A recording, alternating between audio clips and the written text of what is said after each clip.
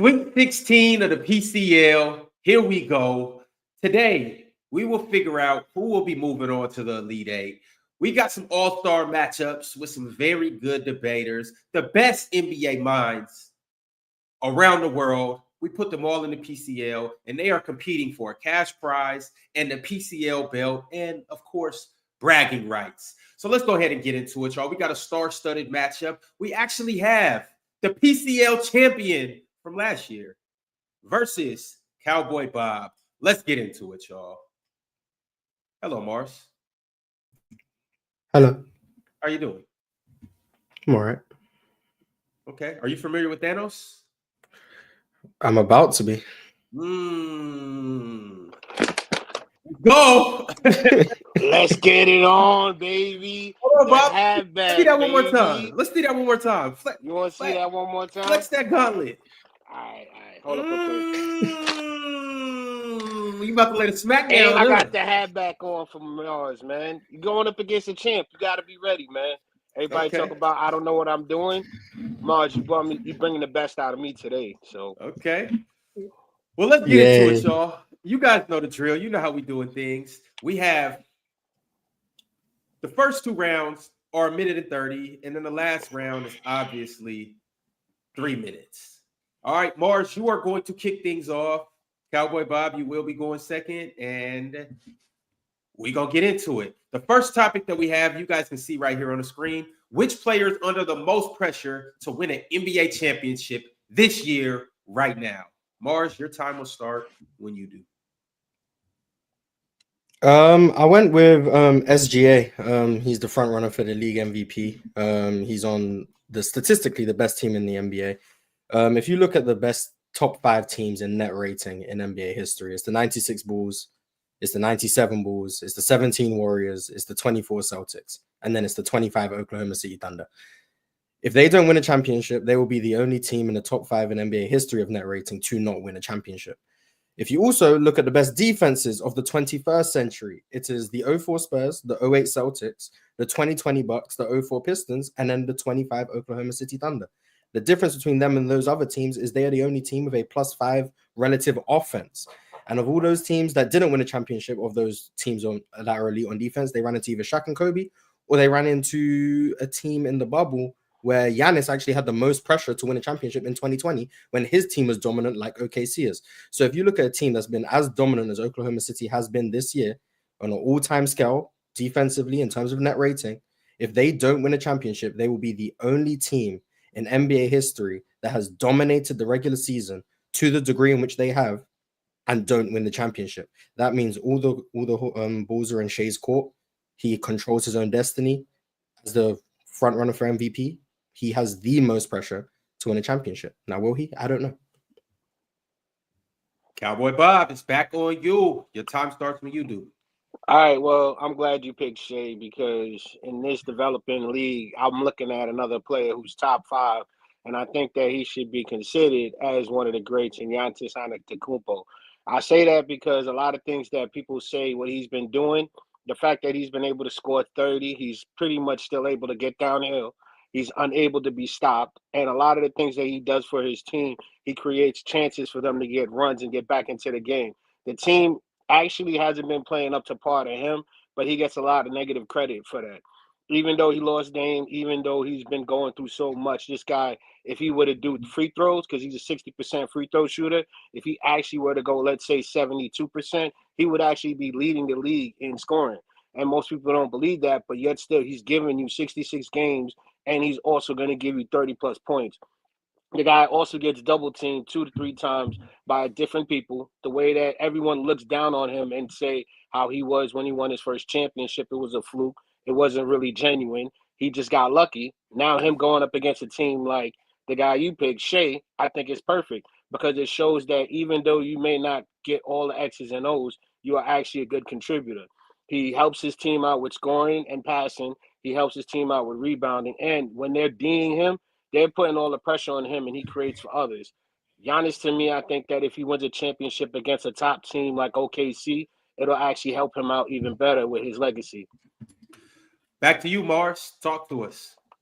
I think what you did was that you made it clear why I don't think the pressure's on Giannis. His team isn't good enough. The pressure can't be on someone who's not realistically expected to win, especially now that Dame is out. Without Dame, the Bucks have no real shot of a championship. So the pressure's not on Giannis to win a championship. It's disappointing that it's not. It's disappointing that he's not competing for a championship because he is a player who you want to see competing for championships year after year. But that's why I didn't go with a guy like Giannis or a guy like Jokic, just because their teams realistically just aren't in a position to where they're under immense pressure to win. Shea, on the other hand, his team is performing at such a historic clip that if he doesn't win, it's going to call a lot into question about what he's done in the regular seasons. Is he a playoff performer? Why can't he get over the hump? Can you not win with a guy like Shea? We know all the narratives that come around when you don't win after multiple times. I went to Giannis on that 2020 Bucks team. That's when he actually did have the most pressure to win. He was a 2-time MVP. They were the dominant team that the 2020 Bucks were that I outlined earlier. That's when he had the most pressure. Now, after he's already an NBA champion, once you already win one, unless your name is LeBron James, you're not really under pressure to keep winning. Shea hasn't got over the hump yet, so he hasn't broken to that all-time trajectory. People are hesitant to say he's better than certain players who he may or may not be better than, but this championship run can propel him to that level where people are comfortable putting him in those all-time talks. Giannis is already, by most accounts, regarded as a top 20, top 15 player. Shea hasn't got to that point yet because he doesn't have the championship, and this year is as good a year of any to win that championship. Talk to us, Cowboy. I like that. I like what you said. But just like you said earlier, though, about how Giannis had pressure when he was at the top of his game, it's the same thing now because a lot of people overlook how good he's been. Yeah, he's still in the top five, talks and conversations. But when you actually look at how Giannis and even you yourself just said, you don't have that much faith in their team when Dame went down. So what better challenge is to prove that a man like Giannis, who's still giving you 30, if he improves in his free throws, he would be a lot better. Look at what he did against the Knicks on Friday. Between what was it, 8 minutes and 50-second mark into the third quarter to about 5 minutes and 30 seconds, you see him creating a run. He misses his own three. He kicks it back, grabs it, scores. He goes to the line. He then also creates an open three for his man. Dang, I always forget his name, the dude they just traded for, but he's not Kuzma.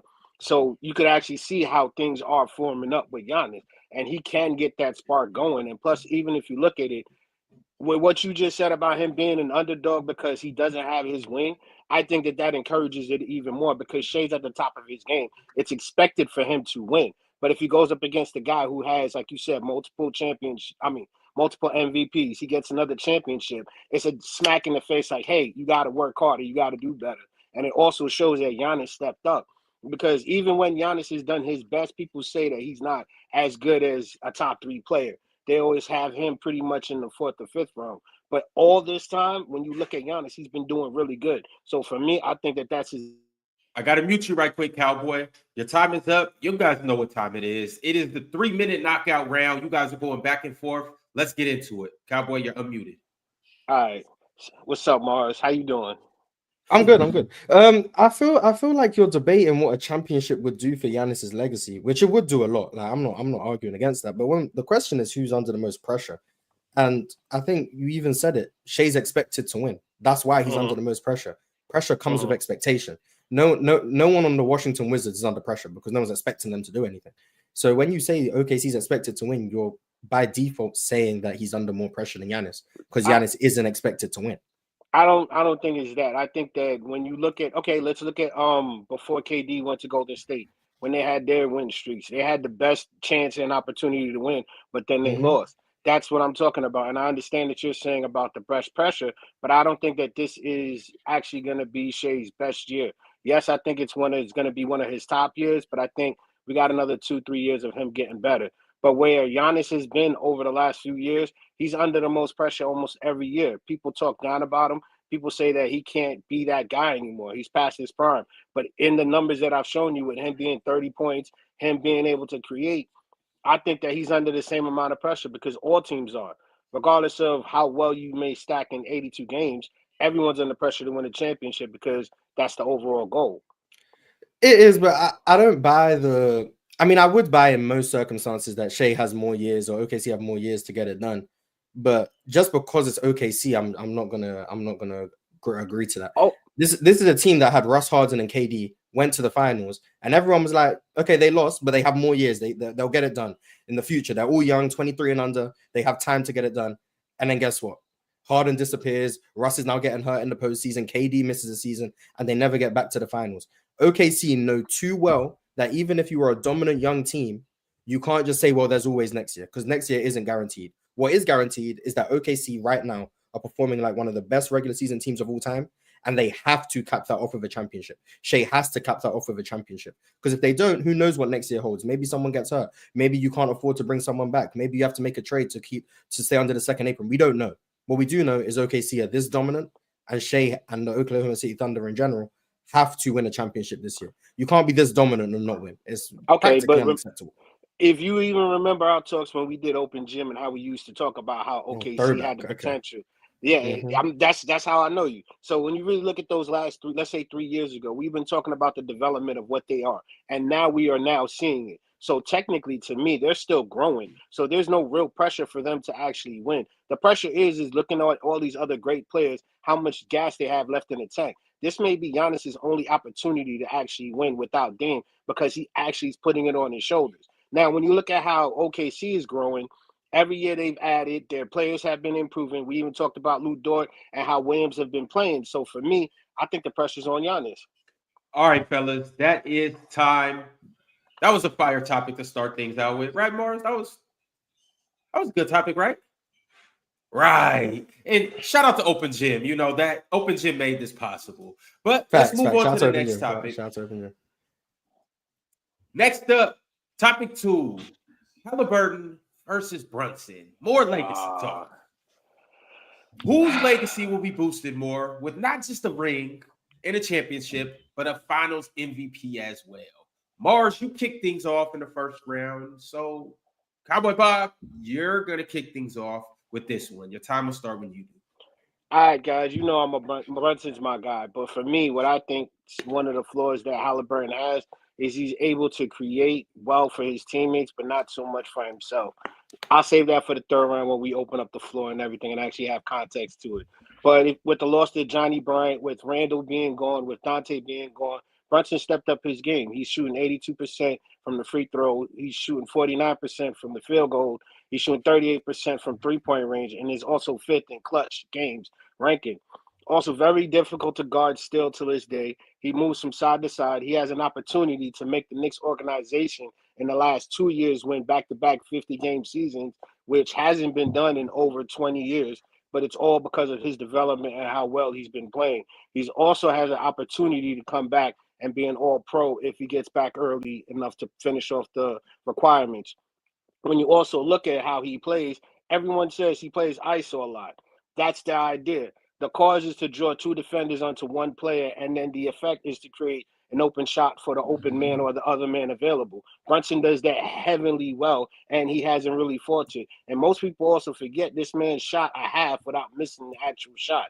So when you look at how an organization has built up in the last 2-3 years, to me, I think that it's best to go with Brunson. He's going to give you the last minute shot. He's going to go down to the test. He's also been doing well with his defense, not getting so many charges, but also getting more steals and cutting off passes. Your time's up, Cowboy. Morris, kick it off.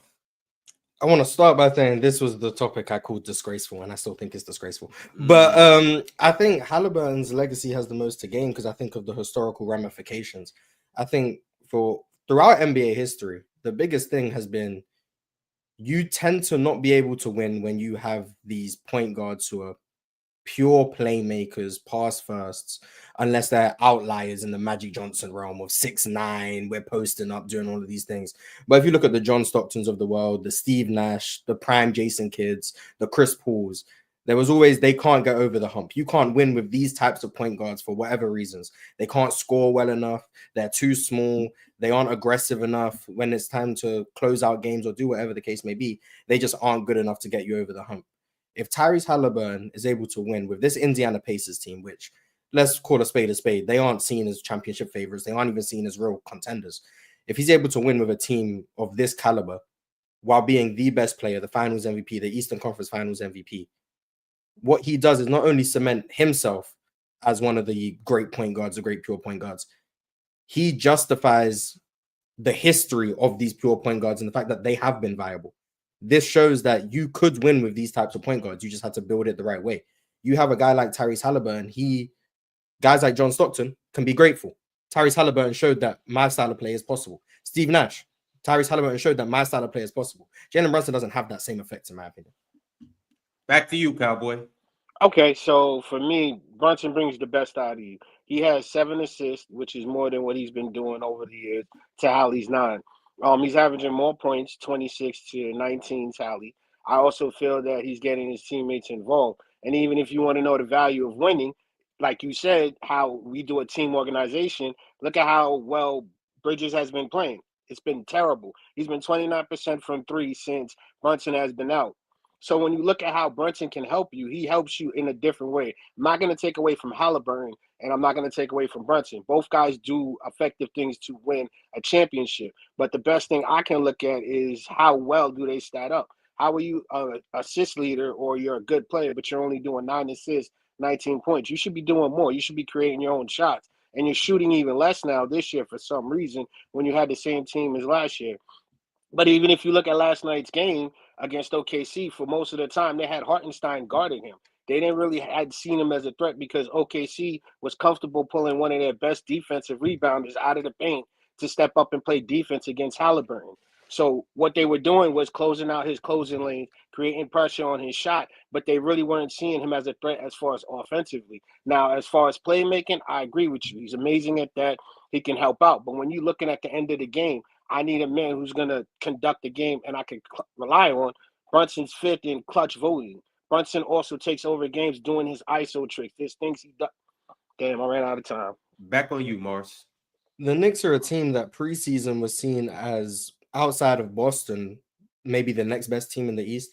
The Pacers made the conference finals last year, and they still weren't seen as inner circle contenders. So if the Pacers are able to win this year, being the underdogs that they are, being spearheaded by Tyrese Halliburton, I respect to Pascal Siakam. He's had a hell of a year. He's a great player.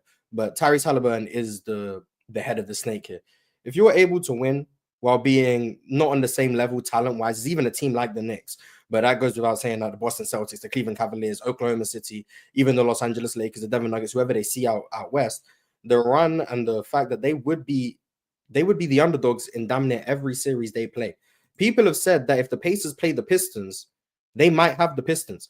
The Pacers have the chance of winning a championship while being the underdog in every single series they play. That's not true for the Knicks. They would at least be favored in round 1 over the Bucks. Some people might even take them over the Cavaliers. I don't know why, but some people might. The Pacers would win a championship while being the underdogs in every single series, and that would be on the strength of Tyrese Halliburton. That would be a Dirk level run. Will he play as well as Dirk? Maybe not. But the fact of the matter is, when you are undermanned and you are seen as the inferior team in every single round and you win a championship, do you know what that does for your legacy? Do you know what that did for Dirk's legacy? Do you know what that did for Hakeem's legacy? Now, obviously, he's not the level of player as those guys, but what it does is it boosts you to a level of conversation that you were never in before. And that's what it can do for Tyrese Halliburton. There's not really much higher that Jalen Brunson can go, in my opinion.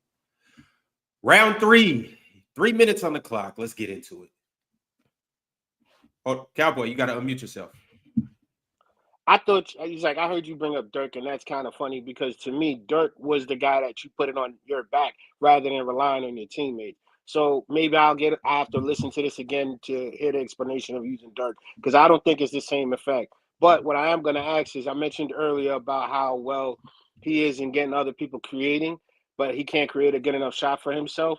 This man's playing 33 minutes. He's giving you 19 points, 47% from the field goal and 39% from 3. This guy is really doing well. But the thing is I don't understand is they don't play defense on him the same way they would with Brunson, which to me also shows the value of what his value is.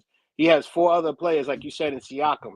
If he's having a bad night, Siakam is the overall scorer. He can go ahead and step in and take the role. Brunson doesn't have that. Even though as good as the Knicks are, we're still an underdog. He doesn't have Cat. Who's a better scorer than Siakam? Cat, I think Siakam in the playoffs would probably be a better scorer this year, not saying down the road, but I think Siakam would actually put the work to Cat this year if they were to meet. But as far as being a second scorer, it'll mostly go on to Brunson's shoulder because Cat has a lot of floors that, yeah, he's scoring 20, 24, 25 points. That's good. But at the same time, when you look at Brunson, it's all on his shoulders. Oh, I mean, both of these guys are not solely, but majorly responsible for their offenses. Both of these guys, Tyrese Halliburton and Jalen Brunson, in different ways. Jalen Brunson is a scorer. Tyrese Halliburton is more pass first.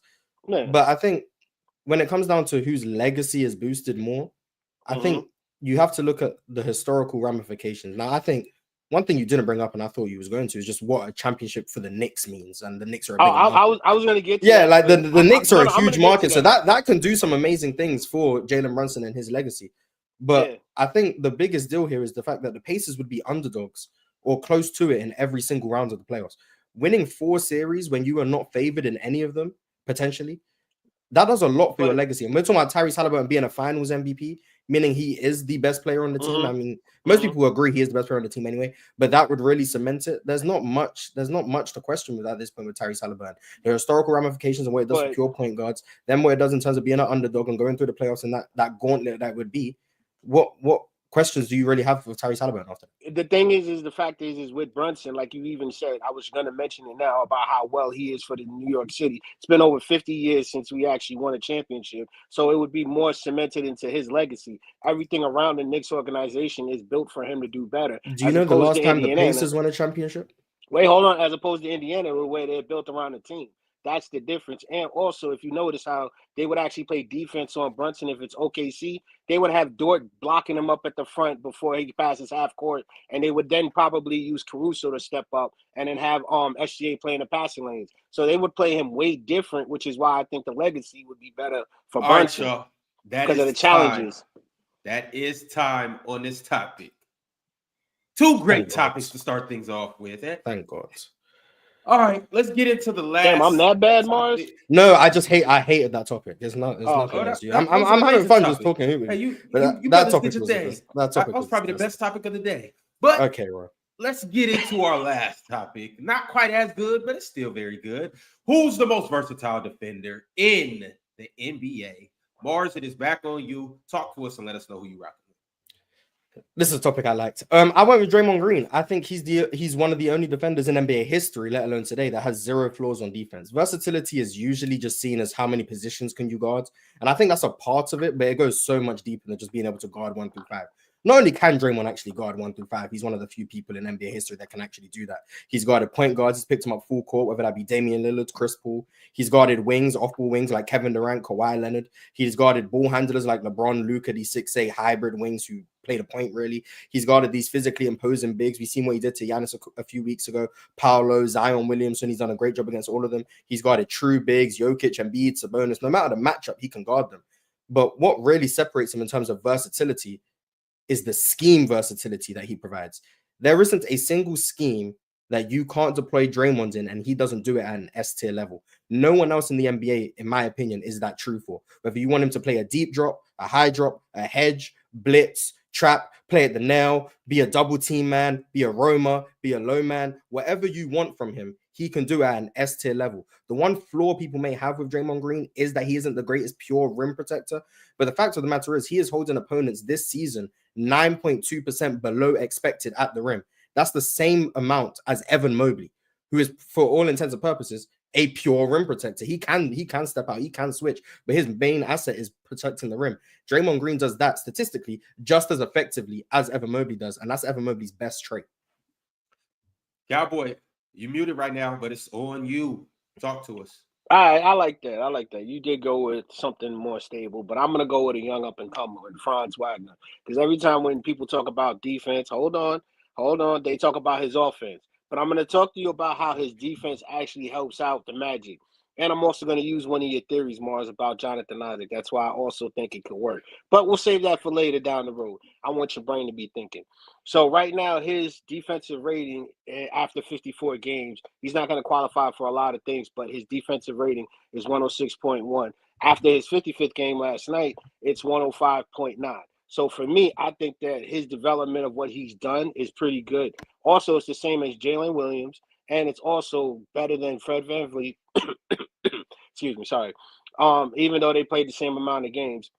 When you look at Wagner, when he's on the court and he's playing defense, they are one of the top 5 defenses. Now, when he's off the court, it's like, let's say, -8 points with Wagner. And I'm going to explain to you, if it's 110, their defensive rating without Wagner, when he's on the court, it's 102. him with also a lot of how the different schemes they use is very, very good. And I think that Orlando Magics do a lot of things that people don't even look. Look at how he fights through screens. Look at how he moves up and adjusts into screens. Like if you look at some of the games last night or even this week, I'm gonna get into it. He's the way he breaks down defenses. I think that he has more of an impact than Isaac because he plays 14 more minutes than him, and he also has more of the harder challenge. Got to mute you, Cowboy. Mark Blackman, it is on you. Round 2. I will say I did not expect to hear Franz Wagner. Shout out to Franz. I do think he's a great defender. Definitely don't think he's the most versatile defender in the league, which is what this is about. I think I'm going to just start with he's not a very good rim protector. So when I can say something you're not very good at on defense, I think you kind of lose the versatility argument. So just off the bat right there, I don't think he's the most versatile defender in the league because he's not a great rim protector. I think teams actually shoot better than expected when Franz is contested at the rim. So he loses some versatility points there for me, despite the fact I think he's a great defender. I think the biggest thing that you said about Franz and how he is deployed and he can navigate screens at 6'10", which I do think is valuable, and he is actually quite good at the point of attack, especially for his size. But when you compare that to a guy like Draymond Green, who has the foot speed to stay with some smaller guards, but he's also strong enough to stay with the true bruising, physically imposing Julius Randle, Zion Williamsons, Giannis's of the world, who are really trying to bully you, and Draymond can deal with that physicality. In fact, invites it. And then you get to the point of the IQ, the defensive communication, the fact that he can quarterback a defense. That's not Franz Wagner's responsibility. He's not there plugging up every single gap in the defense. He's not there making sure he's rotating on time, making sure that no one is getting to the rim because I've already slid over 2 seconds before I needed to, just to deny that drive, and now they're playing on the second and third actions. Franz Wagner doesn't have that level of responsibility, and he's just really, no disrespect, not capable of being able to quarterback a defense like Draymond Green can. So despite the fact I think he's a really good defender, I just don't think he's in this level of versatile defender. So shout out to him. Back to you, Cowboy. Let's do it. You got to unmute yourself, my friend. I like that, but here's the thing. When you also said about rim protection, he gets 6 rebounds, but 5 of them are actually defensive rebounds. So he does box out, and he does actually do well for his size. But what most people also don't really look at, and I like that you brought up his own ball, when he played against the Lakers, 11 minutes and 5 seconds into the first quarter, you see that they do a switch and how he navigated through the screen and actually put pressure on Luka. They ran it twice. Then they actually stopped for the remainder of the game and went with Wendell Carter was when you saw more of the switches. He even had the ability in I think it's the fourth quarter, 5 minutes and 8 seconds. He created a travel by applying pressure with how he was able to move his feet and be able to do things. So for me, at his size and his ability that he brings to the table, it's amazing. There's so many things that he does with his team outside of playing the 14 minutes that most people don't even look at. Look at what he did with Sabonis the other night. 55. This is his 55th game. 3 minutes and 21 seconds into the second, as an example, he draws a moving screen. And Sabonis is one of the main guys that actually do know how to do screens. So these interruptions that he creates defensively, fighting through screens, being able to box out on rebounds. He may not be the rim protector of your guy Green, but he's on the path to do it. And the fact that he's done it in 55 games, when I think that this year was his breakout year, I'm telling you, he has a lot more to offer. And when everybody looks at how he is with turnovers and everything, it's him. He's the main defender that is way better than, oh, man. Here we go. We got 3 minutes. 3 minutes is on the clock. Talk to us, fellas. Jokic gets 10 defensive rebounds a game, and he can't protect the rim. So defensive rebounds don't show anything about rim protection. Shout out to France for being able to get some rebounds. I think Draymond's a better rebounder than him too. So if you want to factor that in, he's still better at that. France is definitely not on his way to being the level of rim protector that Draymond Green is. And I want to do this without disrespecting France, because I do think he's a great defender. I just don't think he's in the conversations of most versatile. Like, there's a bunch of names that I thought you was going to say. I thought maybe Bam Adebayo would come up, Evan Mobley, Jalen Williams was a name I was considering that you might go with. Even Jonathan Isaac was someone I was like, maybe. I didn't expect Franz Wagner. I think you've laid out why he's a really good defender. I just don't think he's on the level of Draymond Green, who might be one of the best defenders of all time. And I went through everything, and I said there's no flaws within him defensively. I laid out the flaw that Franz Wagner has, which is rim protection. Either you can tell me how that's not a flaw, or you can tell me a flaw that Draymond Green has defensively. If you can't do one of those things, then I'm more versatile.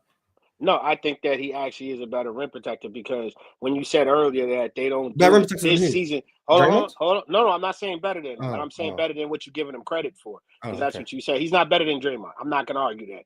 Okay. Draymond is the GOAT, but what I'm going through is what a new player coming up and the talent that they bring. When he does his rebounding, when he's off the court, when he's actually the Magic's worse when he's off the court. They get way more shots taken on point as far as the 3-pointers. They get way more field goal shots. They get more free throw attempts when he's off the court. Not just because of how he does his on ball, but he actually attacks the mid range well as well.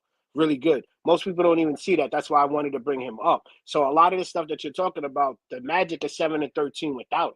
He's really done a lot on that defense, and they're a top 5 defense. So for me, I'm like, wait a minute. You only got 2 guys that you're really relying on defense. One plays 17 minutes, the other one plays 33 minutes, but they're holding it down as a top 5 defense. This is something to bring light to.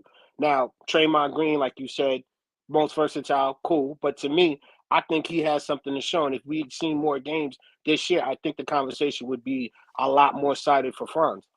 I But appreciate you showing love to Franz. I think that's great. Maybe not in a debate that leads to potentially winning $5,000, but that's your decision. I'm gonna just name some defenders who I think are more versatile than Franz: Evan Mobley, Jason Tatum, Draymond Green, Jalen Williams, Amen Thompson, Asar Thompson, Tamani Kamara, Anthony Davis, Jaren Jackson Jr. Is there anyone else that I'm forgetting right now? So to me, what I'm looking Scotty at Barnes. Scotty Barnes is more what versatile. I'm looking at is the way that you're talking about is the rim protection is the major flaw in this whole argument. Well, you can't be the most versatile and then have a flaw when the guy I said had no flaws. Like, but that's like that. I was trying to bring up respect for a new up and comer. Fellas, and you did that. You did a great job of doing that. I gotta step in, Cowboy. You know the thing about it, Cowboy, is I really think you're on to something. So maybe we'll get you on the panel and you can cook everybody as to why Franz is underrated as a versatile defender. He's absolutely underrated. He's absolutely underrated. See, that's the point. Now, the battle is coming to an end. Fellas, thanks, Mars. On the way out, do you have anything to say to the audience? Yeah, I gotta say this. I always like battling Mars. It feels good to be going against the champ in the second round. But to all those haters out there, come on, man. I'll go ahead and jump on your show and I'll go ahead and battle there too, wherever you guys want it. I'm tired of this. Cowboy Bob don't know what he's talking about. Cowboy don't know ball. Come see me. Drop a link and I'll go ahead and we'll talk. But yo, let's do it in positivity because we all need to grow. But y'all know me. Go New York, go New York, go. And I hope to at least have one round or one thing against Mars because he's the champ. I think you did well. You was definitely unorthodox. I'll say that. If I do win, I'm pleading. I'm gonna plead on camera. Please don't give me questions about legacy and who would be boosted by a champ. I want to talk basketball, man. Please, I'm begging whoever comes up with the questions. I'm not trying to talk about a hypothetical of who would win a championship and what that would do for their all-time conversation. Just let me talk about the most versatile defender in the NBA. That was fun, please. But that's only if I win. If I lose, then I'll just blame the topics anyway. So yeah, but I had fun. Shout out to you, Cowboy. And then thanks, man. Next? Who's next? I'm gonna enjoy watching the debates. Next up, we have Swiper and Real Talk. Never mind. All right, fellas. Well, it's been real. We'll catch you guys potentially next Sunday. Wait, are we doing playback? Yeah, we are. Oh, yeah, that playback. Cowboy doing Ron's job. Oh my this God, playback? Yeah. There we go. Yeah, unfortunately, we won't get to watch Franz Wagner play defense, but we will get to watch somebody who Mars highlighted, Asar Thompson, and we will get to watch the Minnesota Timberwolves. And we'll get more minutes than 5 minutes like you did with my Knicks and Bucks. Cowboy, where you go? Ron, you're crazy. Well, all right, Mars, it's been real. Cowboy, we'll catch you later. Y'all take it easy. All right, y'all. Unfortunately, as of right now, we are in a dilemma because you see, I'm here to host. Cheerios in the background. Swipe is here to yap, but there is no Real Talk. So while we are waiting for Real Talk to phone in, I do want to remind you guys that this is the slate of debates that we are going to get today. We have, obviously, we just see Mars and Cowboy Bob. Next up, we have Swiper and Real Talk. After that, we have Chill and SB. Then we have Hayes and Braxton Bandit. Then we have Gifted and Jordan ending the night. And like I just said, we will be ending tonight, a little cherry on top. The grand finale, we will be on Playback watching the Detroit Pistons against the Minnesota Timberwolves at 7 p.m. Eastern. So y'all be sure to pull up. A lot of the contestants that are battling today will be up there to talk about whether they won or lost and whether they liked their topics or didn't, yada, yada, yada. But all right, y'all, let's get into it because it's about that time. I have Swipovich with me. How you feeling today? I'm good, Brody. Good to see you, man. It was a good first debate that I heard today. Great job to both contestants, for sure. All right. Let's get into it. Real Talk is in the building. What's good? Yo, how you doing, Ron? What's up, Swipe? What's up, chat, everybody? What's going on, bro? H-Town in the house. Let's do it. Enthused to talk to me, Swipe. I don't like that. What's up with you, man? So you better pick up your energy, Swiper. Otherwise, I'm chilling. Yeah, I'm glad. I think Real Talk can do a great job today. If he wins today, it'll be a well fought win. All right, shout out Lunch Show, becoming a member. All right, let's get into it, y'all. Doing the humble gimmick. Okay, let Real Talk get it first. We got, unfortunately, Swiper. It's on you first. We got 3 topics, as you guys know. 2 minute and 30 rounds, and then we have our back and forth round, which is 3 minutes. Swiper, it's on you. Which team has been the most impressive this season? Yeah, the most impressive NBA team this season has been the OKC Thunder. I don't think that's much of a debate personally. Just for context, before I even get to SGA, I just want everybody to understand just how good they've been this year. Like, they have 4 players actually that are ranked in the top 7 in defensive EPM this year. This is the best collection of talent defensively that we have seen this side of the 2004 Detroit Pistons with Rasheed Wallace, Chauncey Billups, and the rest of that great roster, including Ben Wallace. Right now, they have multiple players that, had they qualified for enough games, that would be in the DPOY conversation at the top of the board. And then on top of that, I don't think people quite realize this. Like, do you realize that when you kind of take out all of the garbage time this year, if you just look at how good OKC's been without SGA this season, they're a plus 7.67 net rating this year. And if you put that in context with the rest of the league, that would have them top 5 in the NBA and how good they are on court because of how good their defense is. Now, their offense around SGA is what makes them truly magnificent. This is a good team with SGA, without SGA, but with SGA, they are an all-time great unit. And honestly, like, I cannot wait to see how this team perform in the playoff, because I literally have not seen a team that can deploy Alice Caruso, Cason Wallace, J-Dub, iHeart, and Chet all in the same defensive setting, and they can play any personnel you put in front of them. So you Real Talk, let's hear it. All righty, so the reason why I went with the Cleveland Cavaliers was because I think impressive also entails preseason expectations. I think that although Oklahoma City is having a very great season, I do think that most of us foretold this. Me personally, shout out to Gifted, on his playback room, we definitely had a preseason ranking, and we all had OKC being the best team in the West. We all had SGA winning MVP. So in my estimation, what's impressive is Cleveland being on the pace that they're on right now. They have the potentially defensive player of the year. They have Darius Garland, who's leading one of the best offense. They have the best offense in the league. Darius Garland is averaging over a point per possession as a pick and roll ball handler. They have, a top 10 defense with people like Sam Merrill and Dean Wade, and no disrespect to them, but they're not any plus defenders, and yet they've been a plus defense and a top 10 defense practically the entire year. So when I think of impressive, I think, did you exceed expectations? And to me, although OKC, they're having a great season, they are meeting expectations. The Cleveland Cavaliers are exceeding expectations, which to me makes that more impressive. And I can end there. All right, y'all. We got a good one. Let's go, Spiper. It's back on you. Yeah, the reason why I didn't include SGA is because I feel like that's too much of a heavy trump card in the first round, and I wanted the audience to get a chance to dive into how good they are without him this year, because that gives context to why this is so important. SGA this year, they are a plus 17 when he's on court this year. I want people to realize this. Among all players that have averaged over 30 points, 5 rebounds, and 5 assists in the last several seasons, do you realize that SGA is having the 5th most efficient scoring season of that group? And the people that are in front of him are Steph Curry, who did it twice in 15-16 and in the 2021 year, and then Giannis Antetokounmpo, who again is primarily getting his shots around the rim because he's one of the best rim pressure players ever, and then Joel Embiid, who last year in 29 games had one of the best scoring starts to a year we've ever seen. Literally, SGA this year is scoring at a rate and defending at a rate amongst guards that are rivaled by some of the best guards in NBA history, including Dwayne Wade, Kobe Bryant, and Michael Jordan.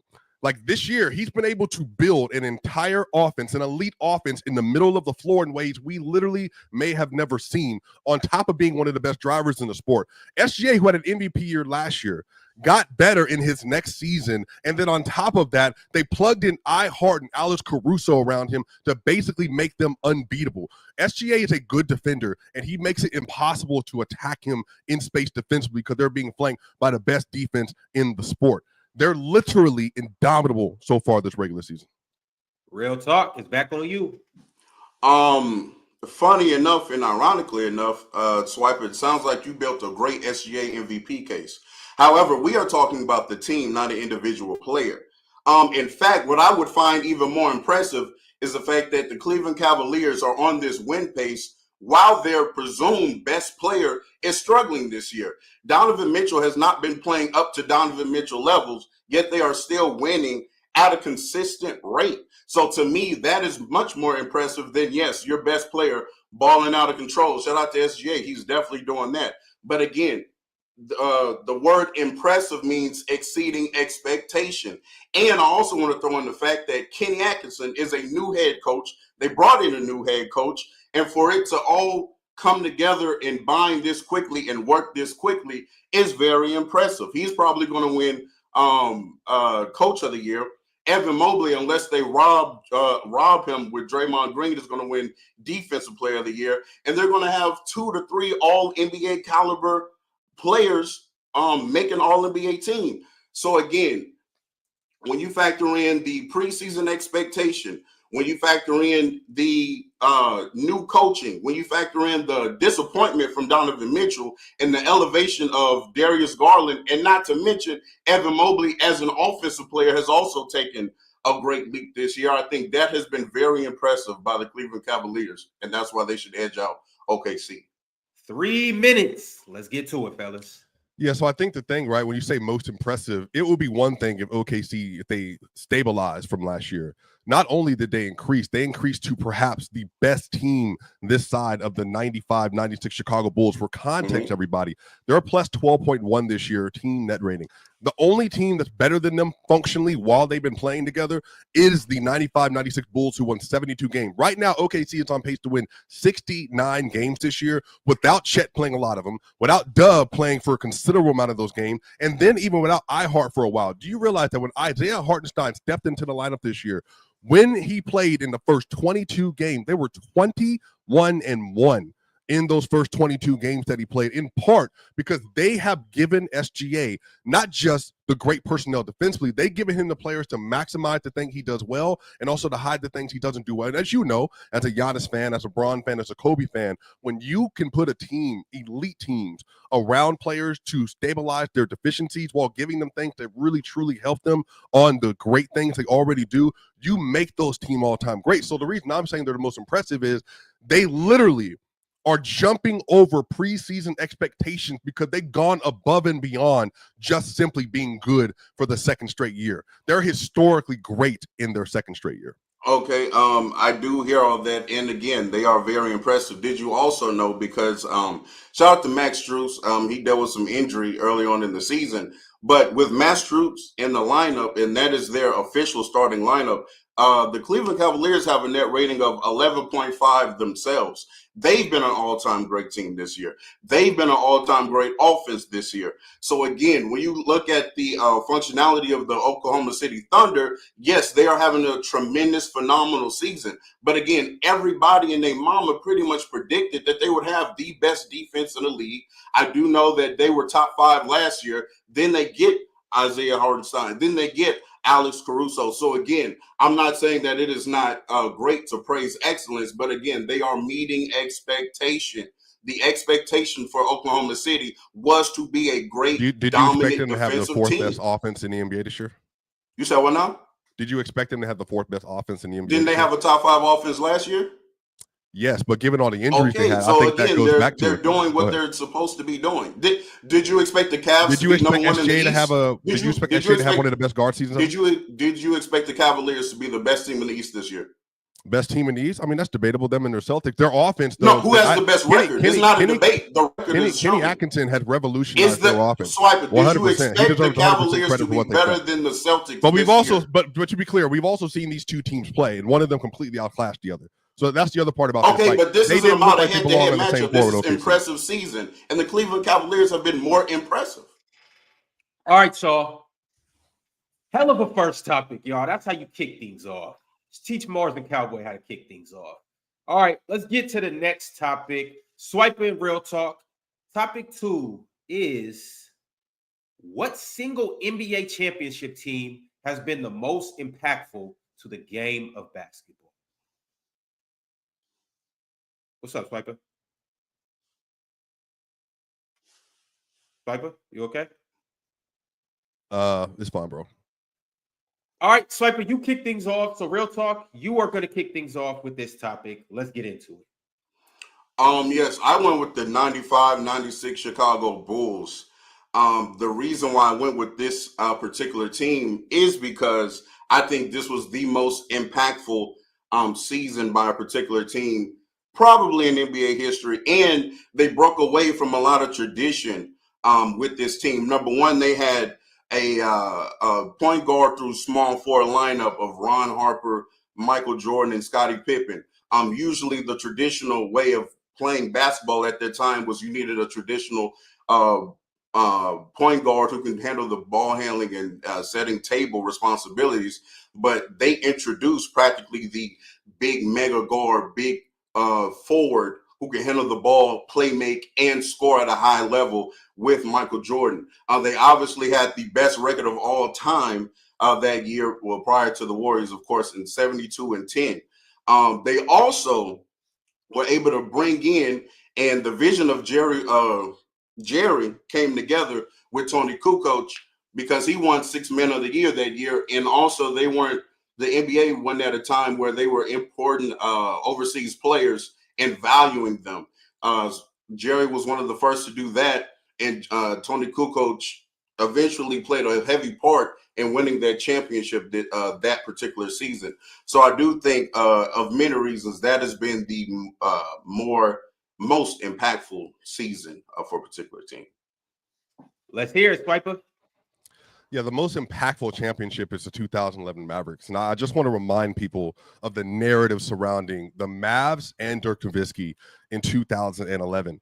They had already won an obscene amount of games throughout the 2000s and had included an NBA Finals run in 2006 in which they had a series lead over Dwayne Wade and Shaquille O'Neal. And then from that point on, they were a disappointment in every other iteration of that team since the 06 finals. And so by the time you get to 2007, 8, 9, 10, Dirk won an MVP while at home in Germany, had to go back and receive the MVP. And the narrative surrounding the Mavericks were they couldn't get the job done. They weren't good enough. They were chokers, and Dirk was not an all-time great.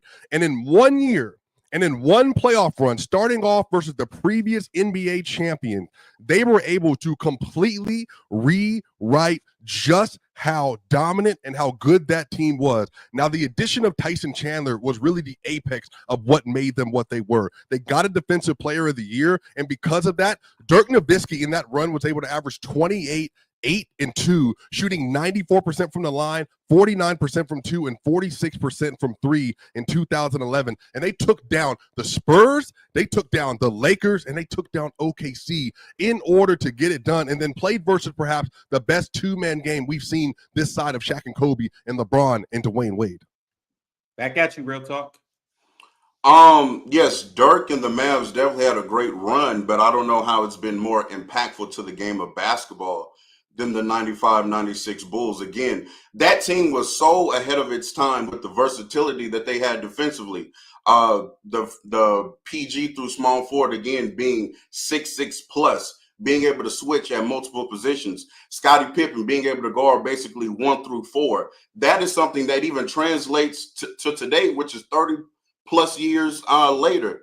Also, the addition of Dennis Rodman, who could also step out, guard a wing, and then was the best rebounder in the league. Also, let's not forget that team also had ran the triangle offense, which those principles are still shown and effective today. We still see Golden State had a lot of triangle principles in their offense from the 2015 onward, when Steve Kerr got there, who was also a part of that championship, those championship runs with the Bulls, by the way. So that's where he got it from. So again, when you look at the impact of the game, we look at stuff translating even from then to now, and not to mention Michael Jordan cemented himself as the GOAT. That is the biggest impact on the game. He had already three-peated. He then had the best regular season. Then he had an MVP that year. Then he capped it off with a championship. He cemented his legacy as the GOAT that season. Back at you, Sniper. Yeah, I think the issue is what you're saying is Jordan was already considered the GOAT by the time he won his first championship. What really changed the narrative was Dirk winning, because at that point in time, nobody, and I am saying nobody, believed that you could truly build a championship team around, especially European players, and in particular, softer non-defenders, softer white players. That was the narrative about Dirk.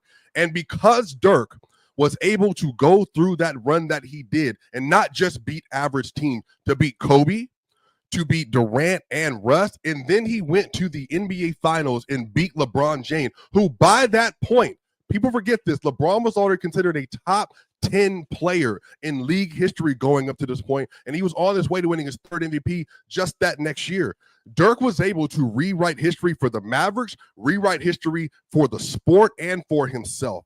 Because he was able to do what he did, because the Dallas Mavericks in 2011 did what they did, they changed the way GMs viewed the draft. Up to that point, people thought that once you went the European big route, especially, it wasn't going to amount to anything, because Darko Milicic was the last truly great player to be drafted high overseas that fit that kind of that archetype, especially physically. Dirk winning that championship and doing it in the dominant fashion in way he did changed the NBA to this day. You owe 2011 to Jokic, Luka, and even what you're seeing from other players like Matas playing for Chicago. You owe their reps and what their standing is around the league to what Dirk did in 2011. We got 3 minutes. Let's do it. That's all fine and dandy, but Dirk also owes Tony Kukoc, who was a European stretch big, and some of the success that he was able to find in the NBA. Dirk owes a role player for what he did? First off, You do understand that evolution takes time, and then evolution. You see a version of You see a version of a player. Chicago Bulls as a role player, clearly as the third option offensively, and sometimes the fourth. Role player the previous season on that team. No, excuse me, the 94-95 year when they went Tony to the was playoffs. Tony was a role player. What happened with Tony is in 92 when they played versus Tony, they were told he was the best player overseas, and then they made it their effort, the USA team did, to put him in the spot, which they did. He was then added on later, but there was no narrative around Tony because Tony was never asked to carry. The issue is in 2011, the narrative around players like Dirk Nowitzki was that they're not good enough, they're not tough enough, and they were not the kind of players you could build your team around. We got one. Go ahead, there are steps improving said concept. Tony was not a step into Dirk. You said what? Tony was not a step into Dirk Nowitzki. There had never been a Dirk. There had never been a Dirk. There's never been a Dirk. What isn't? Okay, but isn't you're it, okay. You're comparing. You're comparing a stretch big who is a heavy isolation player. Again, this is what I'm saying. You got to sit back and let people talk about who actually remember it. That dude, one of the best playoff scorers of his era, going into 2011. Hold on, real talk. You do realize that going into that 2011 year, he had already been bodying Kevin Garnett. He had already been bodying other bigs in the league. He was an all NBA player. He was an MVP player. He was the best player on his team for 10 years. Evolution, and Tony. No, but Tony, but you're making a listen. Tony Kukoc isn't as good as Dirk Nowitzki. Nobody's saying that. All right, I'm pausing the time. I'm going to give y'all opportunity to clean it up one more time. You guys are just yelling over each other. Let's debate, fellas. Here we go. I'm actually going. So the reason why I'm saying you're making a bad basketball point is because Tony was never put in the conversation to have to carry the load and carry a team. The issue with comparing him to Dirk was an all NBA player who also was a prodigy. Hold on. Who was a prodigy coming out of the NBA draft. And then he made all NBA very early in his career. He was an MVP level player by the time you get to 2006 in a loss. And after that 06 run, everybody thought that Dirk was not the kind of player you could win around. And then especially finally won an MVP after already having a great season. They get walk in the first round. And by the time 2011 comes on, teams aren't even considering drafting players like that. So let me ask you this. What team, since the Mavericks, have won a championship with a stretch four that shoots the ball? You're comparing a simple stretch four. You realize Tony played the three as well overseas. He played the three as well. He wasn't just the four. I'm asking another question. Kevin Love was a stretch four. Kevin Love was a stretch four. Then has won a championship. Kevin Love was a stretch four for the Cleveland Cavaliers. Kevin Love was a stretch four. What I'm saying is you're comparing real talk. You're comparing a role player to someone who had the primary responsibility to carry the team. Basketball Swiper. They have a versatile defense Swiper. They have who had a versatile defense? Multiple positions. Who had a versatile defense? They had a big man in Luke Longley. You got to actually answer your point. Who had a versatile defense? Out of the nail and real talk. Answer the question. Who had a versatile defense? You didn't answer my question. That is the round. That is the round. Yeah, I don't know where you went with that last piece. I was trying to get the direction you were going in. That's all that was. All right, so we are going in another direction with one final topic. Swiper, it's back on you to kick things off. Now we're getting into the meat and potatoes, y'all. Hey, y'all know that these two got smoked with this subject, so we're going to get to it. Who really deserved the MVP last season? Was it Jokic or was it Luka? Swiper, kick things off. I mean, it was clearly Jokic. I think the funny thing is the revisionist history on Luka. Luka finished third in the MVP race behind SGA by a considerable amount. He wasn't even Jokic's primary competition last year. Everybody gets confused about like what Joker is and why he's so good. I think people are misremembering. Let me remind you.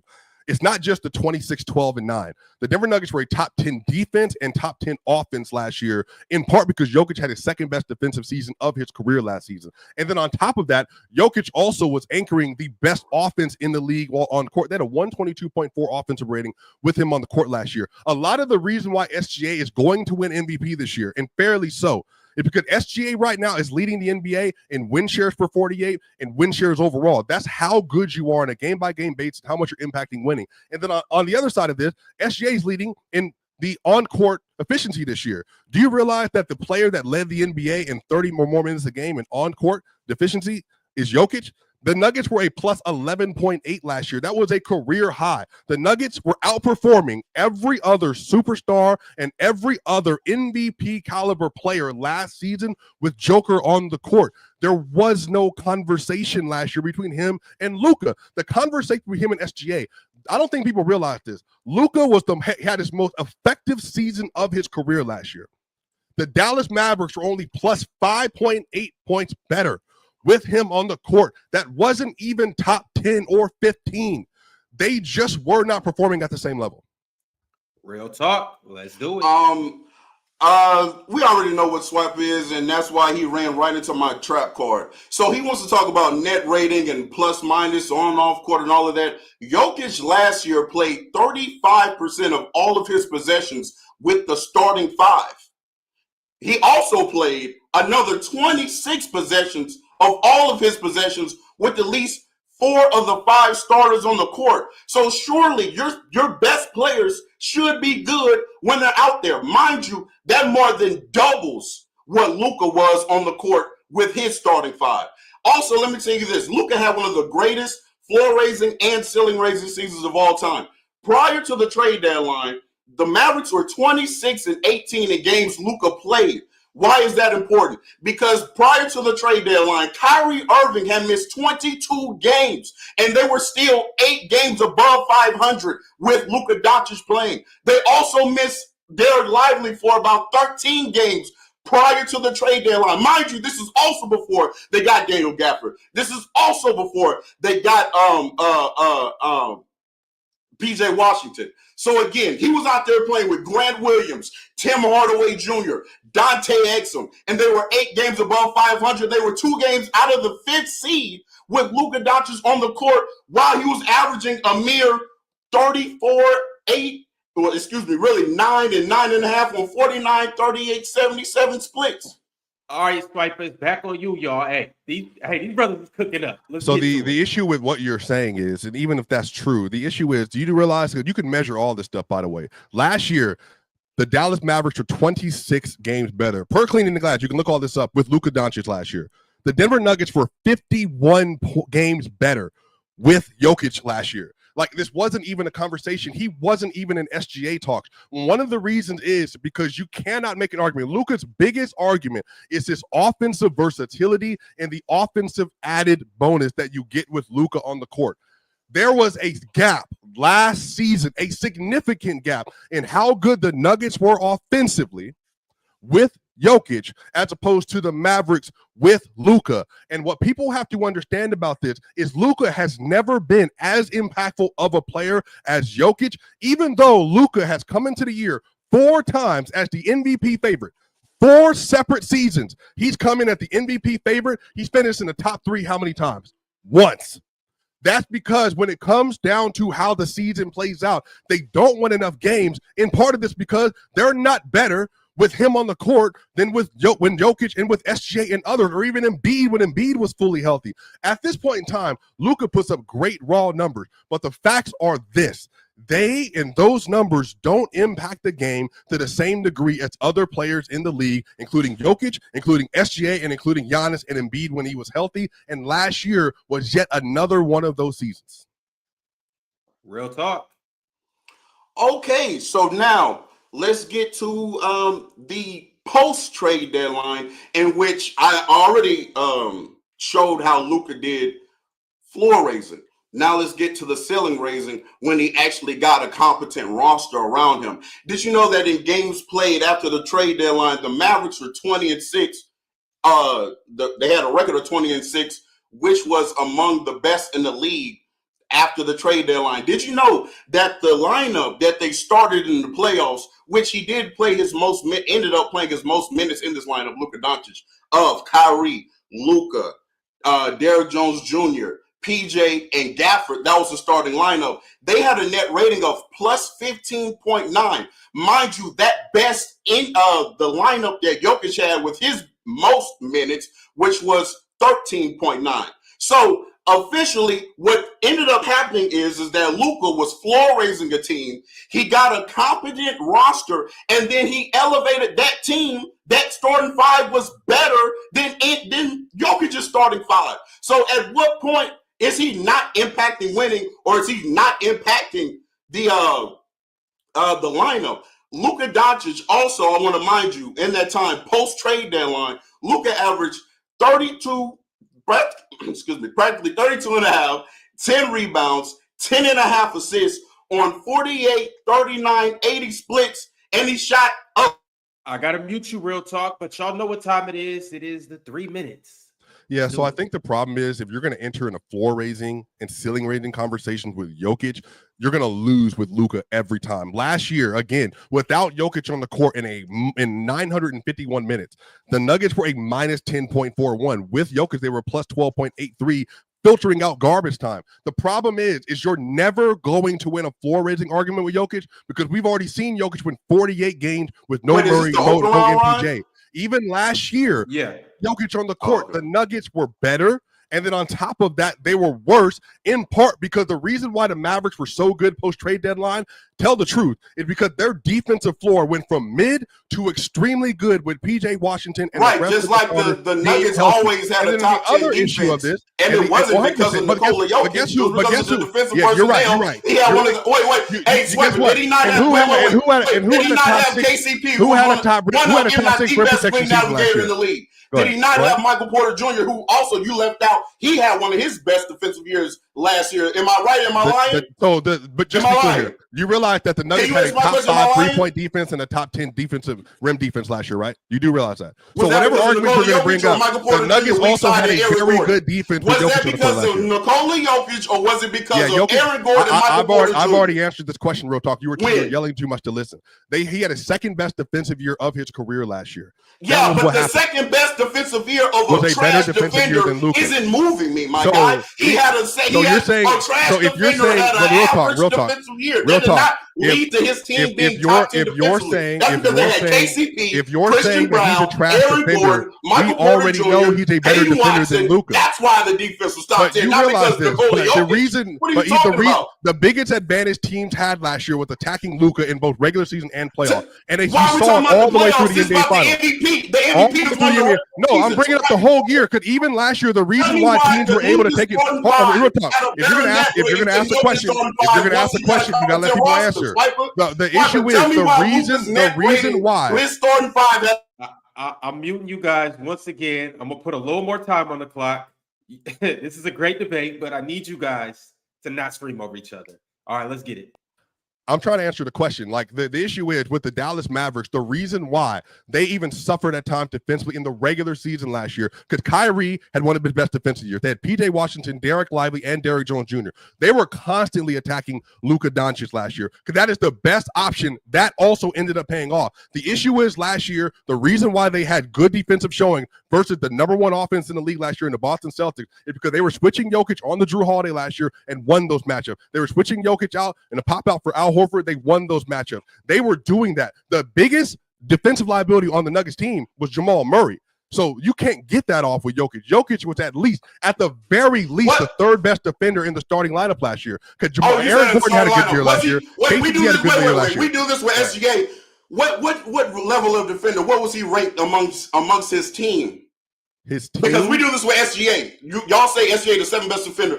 Jokic was not a better defender than Michael Porter Jr. last year. He was not. He was not a better defender than Aaron Gordon. He was not a better defender than Peyton Watson. He was not a better defender than Christian Brown. He was not a better defender than the issue of what you're doing, you bringing up Michael Porter Jr. shows me how little you watch that team. Jokic has more responsibility and doesn't. I'm not done. It's on your Twitter. That's why I got it from. Relative to Jokic. I'm using your words. Because he can still have a better. Real talk, you're yelling. Ron, hold on, because I'm going to answer the question. I'm saying relative to who he had on his team. That's 30 seconds back on the clock. Go Michael Porter could have had a better defensive year than he had previously. He still wasn't as good as Joker, just even from the steals, the pick and roll defense. They had the number 3 pick and roll defense last year. Defense on steals per game now? No, I just brought a pick and roll defense. You can go look all this stuff up. They had the third best pick and roll defense in the NBA last year, in part because how much teams were challenging Joker. Because KCP was one of the best screen navigators in the league, Swiper. Joker also was better last year, which is to my point. Okay, Jokic is on the team right now. Where do they rank in pick and roll defense? So we're talking a different year now. So we don't do that. Oh, you can bring up different shit. You bring up so you want to go to this year? I can't bring up this year. Without KCP, they're not as good because KCP was the screen navigator and he was the reason why they had a good pick and roll defense last year. Hold on, Ron. Time, fellas. I'm sorry. Hey, y'all know I would let this go for an hour. But unfortunately, we got to bring this to a close. Go ahead and throw up the poll, Cheerio. Y'all talk to me and let me know who y'all feel won this last topic. This was a good one. This was a fire debate. This might be the best debate that we've got so far in terms of just fireworks. Fellas, y'all really lived up to y'all names. You have anything to say on the way out? Nope. Good job, Real Talk. Good job, Swiper. If you lose, mind you did lose to a basketball challenge mind. That's what you say, right? That will not. That's what you say, right? Because you're won because you earned today. That's what happened. You won because you earned today. So you lost to a basketball. I can't say the word. All right, Ron. Hey, I can't say the word because that's basically what it called me, Ron. He basically called me basketball restarted. on the timeline. So if he lost today, he lost to a basketball short yellow bus fella. That's what he did. But that's cool with him. What word did you mean? What word did you mean? I'm not finna say that. We got to get to the next battle. We got Chill and SB coming up next, but I appreciate y'all for coming up and doing what y'all do best. Y'all pull up to the panel on Thursday because not only will Swiper be there, but Real Talk will be there. So maybe we'll get some more fireworks. But let's go ahead and get into it. We got SB and we got Chill coming up next. We got 3 more fire topics between 2 great debaters, but only one will advance to the next round. So let's make it happen. I got Chill Town coming up next. What's up? What's up? In effect, Ron, what's going on, brother? How you running? Oh man, ready to see another fire debate, yo. Let's do it. SB, what's going on? Man, I got my robe on. I'm putting Grandpa to bed today, man. We finna go here and get this over with. I got my robe. I got my cup of Joe. My lazy boy ready. We put Unc to bed. I told you I feel like New Jack, man. I hate I had to do it to you, Unc, but it's all love, but it's business, man. Chill, it's bedtime. You let's do it, bro. And my lunch, I need that lunch money too. But let's do all right. it. Let's get into it. Chill, it's all you first. And the first topic that we have is: was the Luka to the Lakers trade the biggest trade heist in NBA history?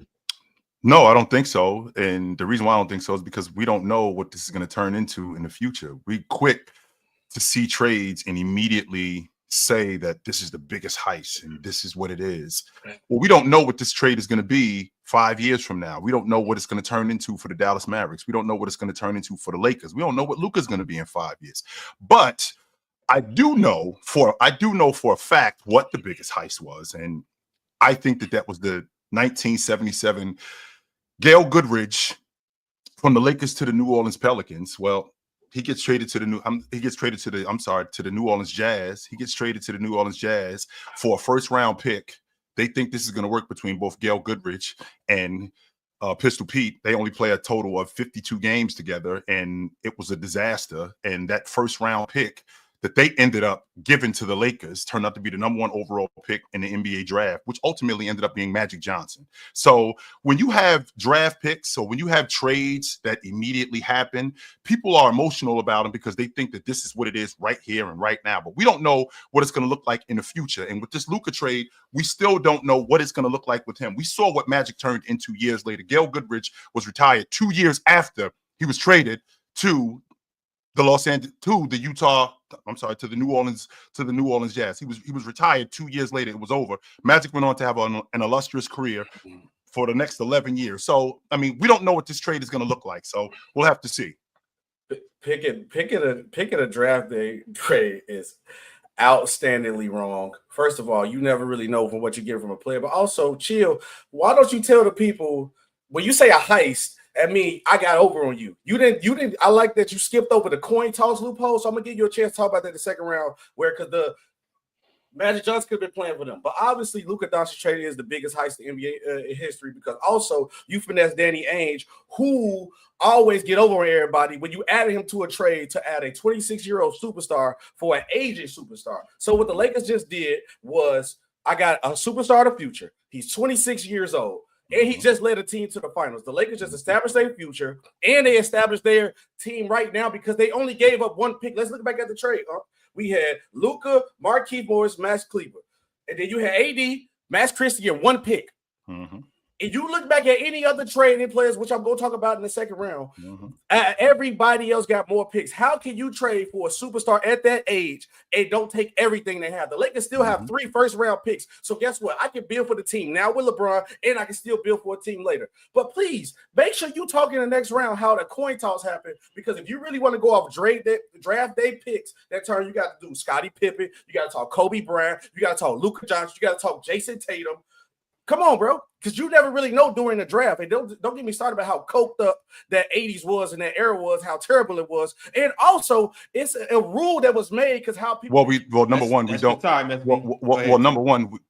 don't have to talk about the coin flip, because that's what would have happened. We're talking about what did happen.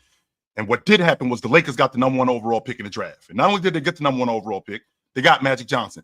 And you don't know what that pick is going to turn into. And I'm glad you brought up the second round draft picks, because if I'm not mistaken, was Draymond Green not a second round pick? Was Manu Ginobili not a second-round I pick? didn't say second-round pick. So with all of that being said, we don't know what this pick is going to turn into in the future. What we do know for a fact is we know that we know that these two guys got traded, and we know why the Lakers did this. They did this for right now, and they did this for the future. The Dallas Mavericks, they did this for right now, for the next 3 years. That's it. Nothing else. That's what they see this as a 3-year plan with Anthony Davis, not just Anthony Davis, Kyrie Irving, PJ Brown, PJ Washington, not PJ Brown, I'm sorry, PJ Washington, Daniel Gafford, Lively. The way that they're building this team off of defense and defense alone. This is not a heist because we don't know what this draft pick is going to look like. However, we do know what the draft pick looked like with Magic.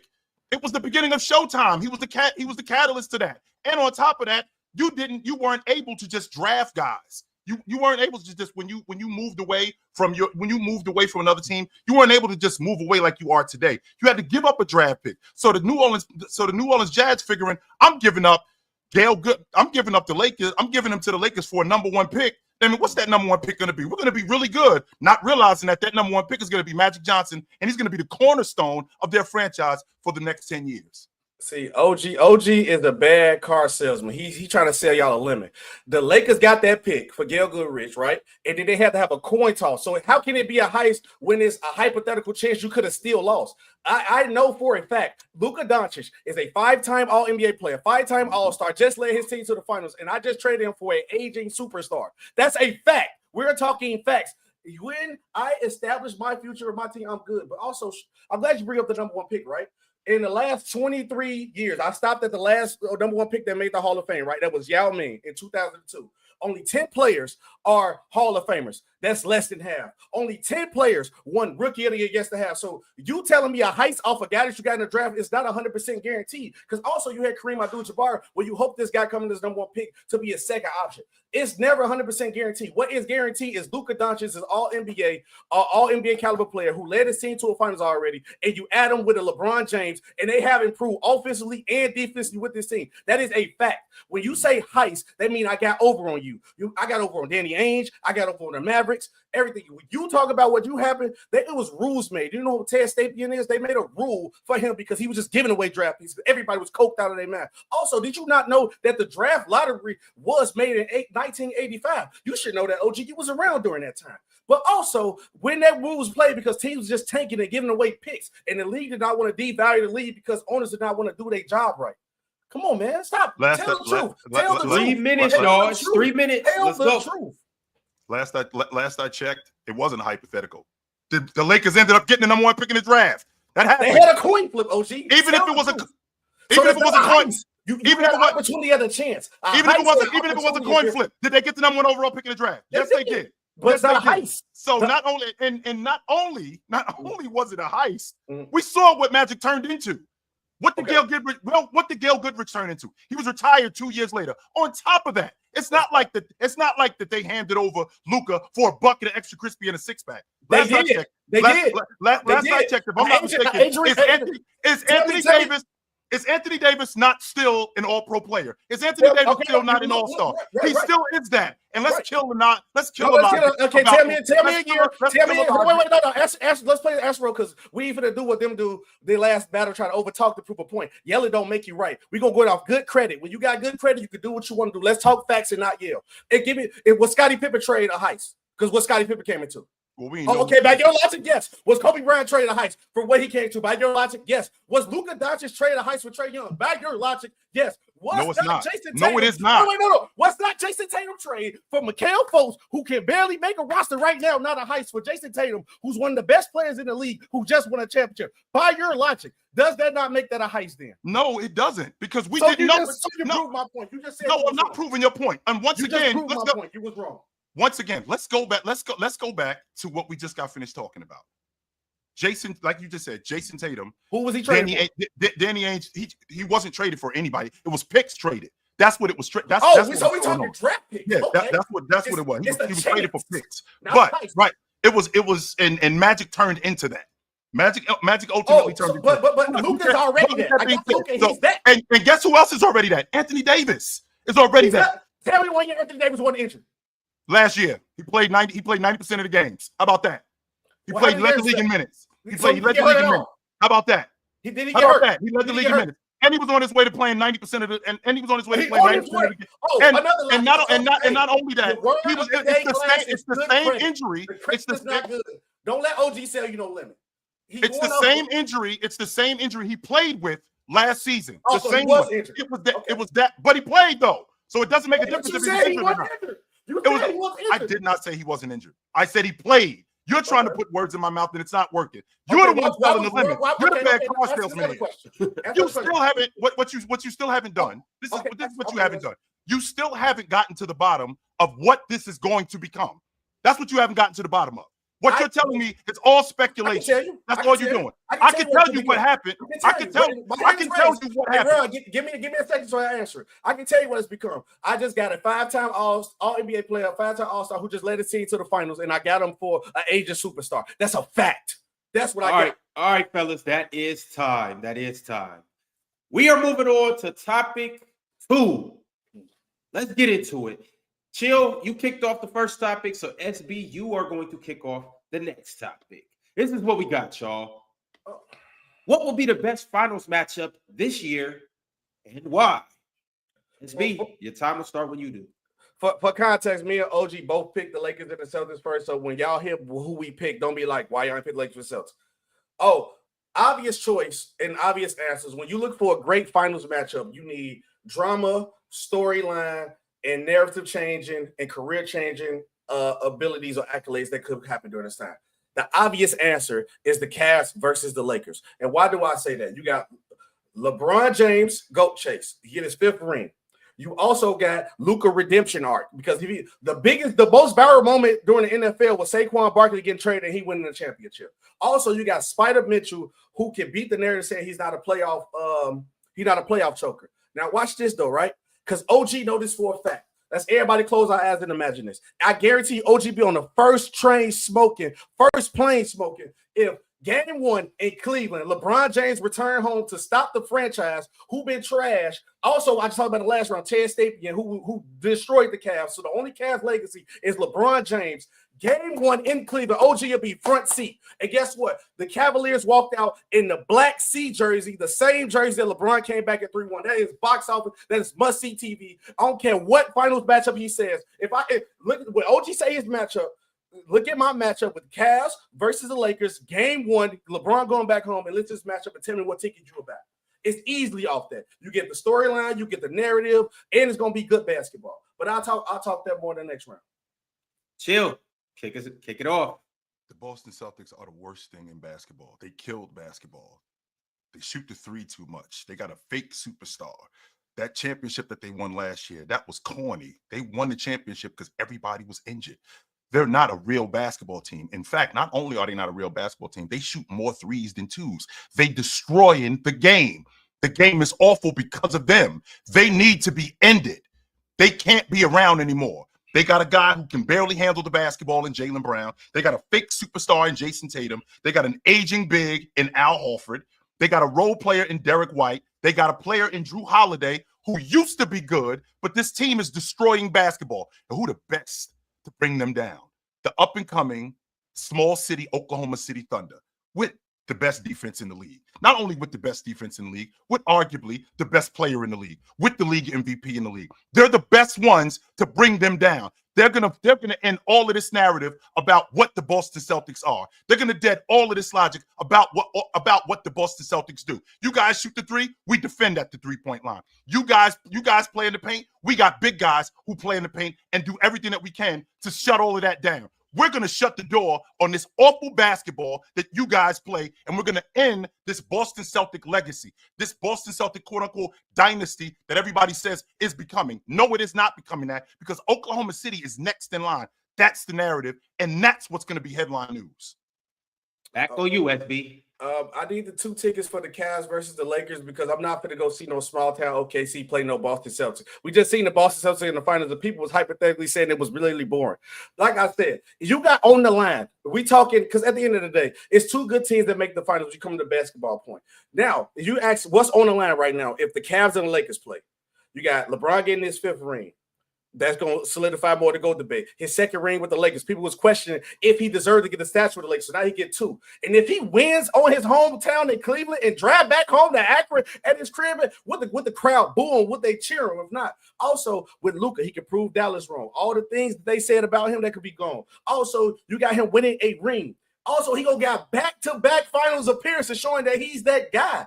And then, like I literally said, it will change records, numbers, jersey sales, everything. If game 1 is in Cleveland and they come out with a black C jersey, the same jersey that LeBron brought us back home in, it's going to be everything. Even LeBron even said it was fake hating Cleveland. He's seen fans that say that. And it was Spider Mitchell. It's a lot of things. He's been a playoff choker. He cannot show up. He's a ball hog. The narrative will change. And also the same narrative will change for the coach of the Cleveland the Cavaliers, because he was the coach of the Nets who was ran out of town by Kevin Durant. So now he showed he's a winning coach. Spider-Man showed he's a winning player. LeBron's established himself with the Lakers. Luka Doncic established himself as a superstar, like I just told you the last round. So there go your future question right there that's answered. So everything points to that. And OG, you know you would not go see Boston versus. I got to mute you, SB. It's back on you, Chill. Talk to us. Ron, it's amazing that, we talk about how teams win championships. When you win a championship in back-to-back seasons, all the yapping about you got to shut up. That has to. We got to be quiet about all of that. After everything that we've done, if we won it one time, that's one thing. If we win it again, now you got to be quiet about me. Whatever you say about me, you got to make sure that you put some respect on my name. So now we're talking about a guy in Jason Tatum who's going to be first-team All-Pro for the 4th straight year. Russell didn't do that. Now we're also talking about a Boston Celtics team that can win the NBA championship for the 2nd year in a row. Last time they did that was 60 years ago. That hasn't happened, right? And this is the Boston Celtics that we're talking about. And what does this do not only for Jason Tatum? What does this do not only for Coach Mazzulla? How are we talking about Drew Holiday now, a 3-time NBA champion? How are we talking about him these days? We're talking about a 6-time All-League defender. We're talking about a 3-time NBA champion. We're talking about a 2 or 3-time All-Star. Now we're talking about him differently. How are we talking about Al Horford? How are we talking about all of these guys on this Celtic team if they win the NBA championship? That's why it's so important for this Oklahoma City Thunder team, which is a small market like the Cleveland Cavaliers, to take down the big bad wolf of the Boston Celtics, because nobody wants to see the big bad Boston Celtics win. That's why if they do win and Jason Tatum comes away with another championship, comes away with the finals MVP like he should have, what he comes out with, this is going to be so much more for his legacy than any other team. All right, fellas. Y'all know what time it is. 3 minutes. You know what time it is. You know what time it is. Look, I told you I need that lunch money, but also, OG, be honest. Let's be real as a fan of the game, because also I know you are a heavy Evan Mobley guy, right? You've been capping for him a long time. You are a heavy LeBron James guy. So are you being a politician right now by lying and saying you will not go see the Cavs and Lakers game and they don't have more implications on top of that? Because it's a fact that everybody know that. You think Evan Mobley one of the best two-way players in the league. You think LeBron James is the GOAT? Is that not a fact? And I never said that I wouldn't go see it. However, if you've ever heard me talk, who do I talk about the most up here? Who do I cap, quote unquote, cap for the most up here? James. Who am I the biggest guy for up here? Jason Tatum. Anybody who knows me knows that. I always talk about Jason Tatum. I'm the biggest Jason Tatum fan up here. And do I want to see him do it? I 100% want to see him do it. Do I only watch the Boston Celtics? I've actually explained this to you guys in the past. The reason why I know as much as I do about the Boston Celtics is because Jason Tatum plays as much as he does. I don't watch them when he's not playing. I don't. I couldn't care less about the Boston Celtics unless he's playing. But the fact that he plays over 85 to 90% of the games, that's why I know so much as I know about them, because I'm only watching him. And I want to see him do well. I'm more of a Jason Tatum fan than I am a Boston Celtics. No, and I think you're capping, but because Jason Tatum, my favorite player in the league. But at the end of the day, when you look at what the basketball point of what were you going to see from both teams, because now it's like who going to guard Luka? Is you got Hunter now, you got Evan Mobley. What if they going to play big against the Lakers? Are the Lakers going to establish what Luka Doncic is going to do? Can Luka Doncic live up to the hype of this point? Can Luka Doncic, LeBron live? Jaylen Brown did last year. He can't be any better. He can't be any better than what Jaylen Brown did last year. Though. But so. Which one will hit harder? LeBron getting his 5th ring, 2 rings for the Lakers, or Jason Tatum getting his 2nd ring, his first? Well, I just saw Jason Tatum a couple of nights ago go after Evan Mobley. I saw him do that, and Evan Mobley is my guy, and I saw Jason Tatum go after him. right? So with me seeing Jason Tatum go after him, there's no reason for me to think that that's not going to change because I'm. But which one will have more weight NBA legacy wise? 100%, it's the Boston Celtics and Jason. No, it's because not. again, because again, LeBron just got into it with Stephen A. and took over every game. When you are talking about winning the NBA championship, the Boston Celtics haven't won the NBA championship since the 60s in back-to-back seasons. They have not done that. We've seen LeBron James win the NBA championship once, twice, 3 times, 4 times. It shouldn't change if we're in year 22. When did the last time the Lakers won? When the last time the Lakers won? When the last LeBron time James. When the last time the Cavs won? Right. LeBron James. That was 5 years ago. And then what they do without LeBron? Nothing. Sure. Nothing. Opposed, but you just brought up the point. As opposed to the Boston Celtics, who have not won the NBA championship in back-to-back seasons in 60 years. Nobody cared. They do. Nobody cared. Especially considering the Boston Celtics won a championship and left Boston to celebrate. He's not really that good. The guy isn't the real deal. If he does this completely cements his legacy. But his legacy already cemented, and they don't even give him his face of the league. All right, fellas, that is time. Fire topic 2. Now we're going to get into the final topic of this debate. Chill, it is going to be on you to kick things off. And this is what we rocking with, y'all. Mm-hmm. Who's the best offensive and defensive duo in the NBA? That's an offensive player and a defensive player teamed up. Talk to us, Chill. Well, originally, before he got traded, Anthony Davis, it would have been James and Anthony Davis. That's who it would have been, of course. I mean, I think that's obvious to everybody. But since those two aren't together, we're talking about the best offensive player and defensive player together. We're not talking about the best offensive player in the league, and we're not talking about the best defensive player in the league, because those two things aren't the same thing. But as of right now, when I look at what's going on in the landscape of the league, the best offensive player and defensive player combo is both Donovan Mitchell and Evan Mobley. Donovan Mitchell is leading the charge on the #1 offense in the league. They lead the league. They lead the league in points. They're in the top 3 in the league in 3-point percentage. On top of that, they got the best defensive player in the game. This is the same Cleveland Cavaliers that when Evan Mobley is off the floor, when Evan Mobley is on the floor, they have a 107.7, which is almost 108 defensive rating. That's good enough for 4th in the league. When he's not on the floor, they have almost a 112 defensive rating. That's bottom 10 in the NBA. So when we're talking about the combination of the two, they got the best pick and dive offense in the league. Not only do they have the best pick and dive offense in the league, Ron, what if I told you that Max Strus is a top 20 shooter, catch and shooter in the league this year? That's largely due to Donovan Mitchell's playmaking. That's largely due to how Donovan Mitchell finds him in transition. That wasn't going on in the past when he was on that Miami Heat team. That was as bad as they were. But now he's running with Donovan Mitchell, who's become an exceptional playmaker, an exceptional passer, one of the best stop and pop shooters in the game. On top of what Evan Mobley is as a defender, I think he's the defensive player of the year. I think he's the best defensive player in the game, and I think these two guys are the best combo in the game. SB, talk to us. I had a feeling you was gonna go there, but also when you say offensive and defensive duo, you got to be a threat on both sides. And Chad, I do see you, and I thought the same thing, but I would never get OG the ammo to say this player only played 26 games. The next best answer, since I can't use Chet, is SGA and J-Dub. Mm-hmm. SGA and J-Dub ranked in the top 10 in steals per game, defensive win shares, defensive rating right now. Also, there's a possibility that these two guys will make an all-NBA team and an all-defensive team. And I'll put them in a rank with the duos that have done that before. You ever heard of Michael Jordan and Scottie Pippen?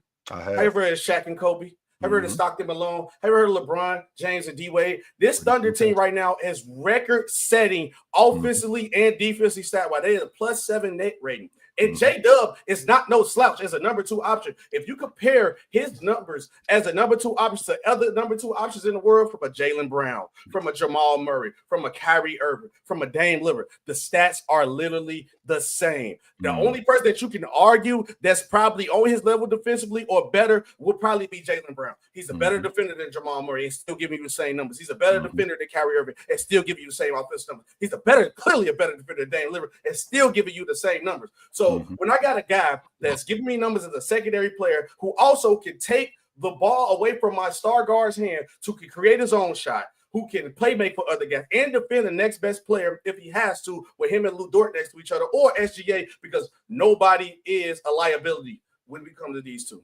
So Ron, I was doing some homework not too long ago, and it's interesting that SB brings up both Jordan and Scottie Pippen because they both were first team All NBA, right? On offense and on defense. But we're only talking about an offensive player and a defensive player. So I was doing some homework, and I think that Donovan Mitchell, for all intents and purposes, leading a #1 offense in the league this year, leading a #1 offense, and I think he's going to be first team All NBA this year. So if he's first team All NBA, he's going to rival Anthony Davis and LeBron James, Draymond Green and Steph Curry, Anthony Davis and LeBron James. That's going on.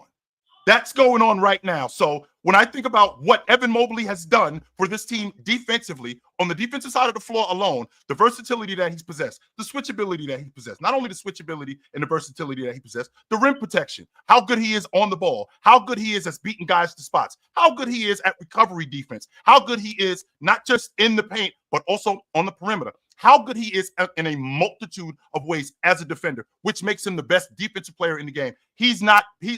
Jalen Williams is not nearly the versatile defender that he is. So that takes him out of the equation. I will give you SGA, only except Donovan Mitchell this season, who hasn't been great at the long ball line, but been pretty damn good at the long ball line, still being able to knock down the long ball, still being able to score, and he's still leading the best offense in the league in points and second in assists. So when you're talking about #1 offensively and defensively, I think it's Donovan Mitchell and Evan Mobley. Back on you, SB. Hey, classroom, I told you, good credit is what you need. Good credit. Let's say it together. You notice that OG didn't say nothing about Donovan Mitchell defensively at all. Everything he said about Donovan Mitchell was offense alone. The question is the best offensive and defensive duo. You know what it means? Be a threat on both sides of the ball. No, OKC, yes, it does. Yes, it does. Yes, it does. OG, don't talk about it. Yes, it does. Don't do that. But it's all good. But also, OKC is record-setting offensively and defensively as a team, right? They are top 5 in offensive rating, defensive rating, net rating, points per game, and appointed points a game. Right now, that rivals some of the greatest teams that we ever seen on both sides of the ball. Have you ever heard of the 08 Celtics? Have you ever heard of the 04 Spurs? Have you ever heard of the 96 Bulls? Have you ever heard of the OKC Thunder today? But also, I thought you was going to bring up Chet Holmgren, but I left it out there to see who's going to bring it up. But also, why people calling me why you killing OG? My part. Let me finish my debate. But Chet Holmgren, who was supposed to be their second best player, offensively and defense, only played 26 games, and nothing has dropped. SGA played 71 games this year. J-Dub has played 63 games this year. Every time both players are on the court, the statistics go up high. You can't tell me nothing wrong with my duo offensively or defensively. I can tell you, guess what? Donovan Mitchell is a 6'3" guard who could probably get destroyed, and he probably going to be the weak link with another person in his backcourt. Also, can you consistently count on Evan Mobley's jump shot? That's a fact. But my duo offensively and defensively, we are locked in.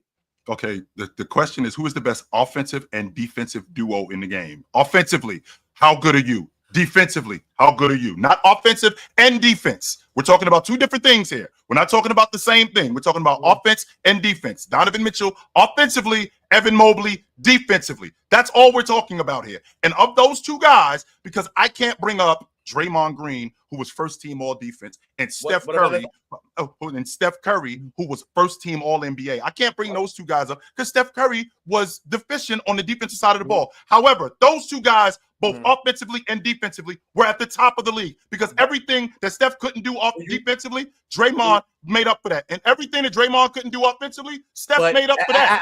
Same logic with Donovan Mitchell and Evan Mobley. Everything that Evan Mobley can't do offensively, Mitchell makes up for that. And everything that Mobley can't do everything that Donovan Mitchell can't do defensively, Mobley makes up for that. But guess what, though? My duo does both. So it ain't going to be, hey, can you make up for me for do this? Because I can't really guard nobody. Oh, can you make up for me this? Because I can't really take this jump shot. No, both my duo does both of everything. Can you say that your duo is going to make the All-NBA team?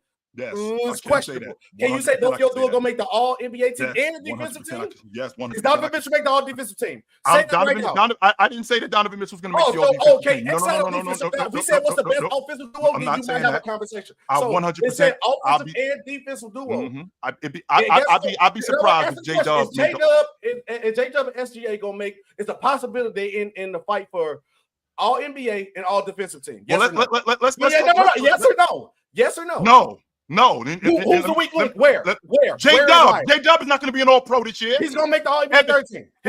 No, he is not. Yes, Evan Mobley, on the other hand, Evan Mobley on the other hand is going to be Evan Mobley, on the other hand, is going to be an all-pro and an all all-league defender.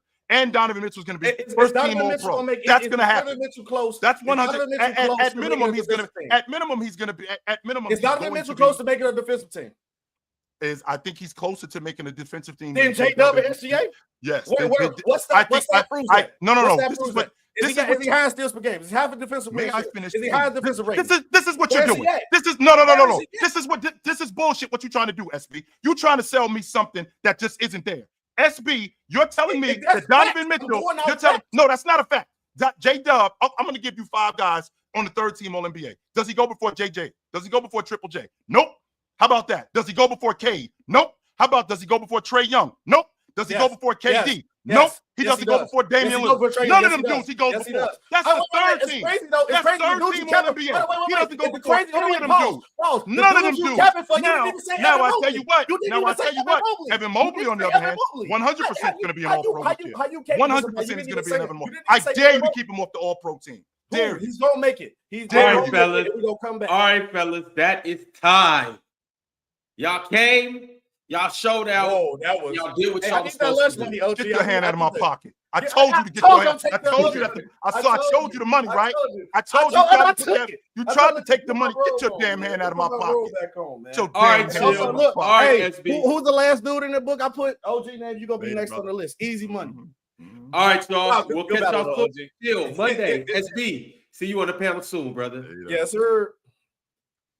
All right, y'all. For everybody that is still in the building, make sure you like the video. Make sure you subscribe. Make sure you turn on your notification bell. Once again, we will be back tomorrow for day 2 of the Sweet 16. We got Big Ox versus Easy. We got the kid from Ohio versus John D. And then we got Penn versus Logan to cap things off. But y'all, we not done today. Up next, we have Hayes versus Brax the Bandit. And then we got Gifted versus Jordan after that. And once again, we will be on Playback tonight watching the Pistons versus the Wolves. But ladies and gentlemen, let's get into it. I got a Bandit with me. Yo, what up? What's good? What's good? What's good, man? Go with me. What's going on? What up, Hayes? What's going on, Brax? Yeah, I'm ready, man. I'm ready. Let's make it happen. Hayes, it's going to be on you to kick things off. Our first topic is the Bulls versus the Thunder. As you guys know, there was a trade that was made this past summer, but we got to figure out now who actually won the trade between Josh Giddey and Caruso. Which team came out on top? Hayes, it's on you to start things off. I think it's important to note that when you judge a trade, I always say you got to judge a trade 3 times. You got to judge it initially by how you feel about the return, about a year after the trade to see how everything's settled, and then 3 or 4 years down the road, right? But also when you judge a trade, especially this early on, as we're talking about it, you have to discuss what that player brought individually to that team and what that team needed specifically from that player. When it comes to Josh Giddey affected more areas of the game than what Alex Caruso ever did for the Chicago Bulls, as well as the Bulls picking a new direction that Josh Giddey is a big part of. I'll explain how big of a part he is in that going forward. But the Bulls changed the direction of their team. That they wanted to do a new play style that Josh Giddey fit in. They wanted to go younger with Josh Giddey fit in as only being 22 years old as well. And they were in a place with that current team they could not afford to keep it together without going over to the luxury tax, which is a mandate by ownership not to go into that tax. So when it comes down to it, Josh Giddey offered a lot of what the Chicago Bulls needed. He's gotten better, consistently better over the course of the season for the Bulls. And with the place that the Bulls are going forward in the new play style, the new makeup of the team, Josh Giddey is just a better fit for what the Chicago Bulls need. Alex Caruso is a luxury for the OKC Thunder because they have players that do what he does. I'll get into more into that here as we go into the debate, but I will paint a full picture on how Josh Giddey is making more of an impact right now for the Chicago Bulls than even what Caruso is doing for the Thunder, and definitely more than what Caruso did while he was on the Chicago Bulls. Brax, let's hear it, brother. I like how you harped on the fact that you need to think of all aspects of a trade, because I think that the Thunder won currently and are going to win in the future because like you stated, Caruso would be the perfect player for us. He is the defender that we needed. He is the off ball playmaker, well, secondary playmaker that we needed because what you call it, Giddey is best used in transition and putting pressure on the rim. Things that we would much rather Shade to do. So once we have somebody like Giddey, he is somebody who is going to capitalize on the people on our team like SGA and J Dub. Um, I think it's interesting that you said that that Giddey is capitalizing on the Bulls right now because he's a restricted free agent coming up. So there's a slight chance that y'all might not even sign him. I'll get into that next year. But there were also aspects in this year because we all know Giddey's not that good of a defender. There were aspects earlier in the year where Giddey was basically unplayable in fourth quarter stretches in games that y'all were trying to win. He was like that with us last year in the playoffs because in the playoffs, he only averaged 18 minutes, averaging 9, 4, and 2 for us on 55% true shooting and horrible defense because of the things that he brings to the court. I will, like I said, I'll give you playmaking and I'll give you playmaking, but the way that the Thunder run our offense, it would much rather be more utilized for somebody like Caruso who is going to put the ball and in Shay's hands and uplift our offense.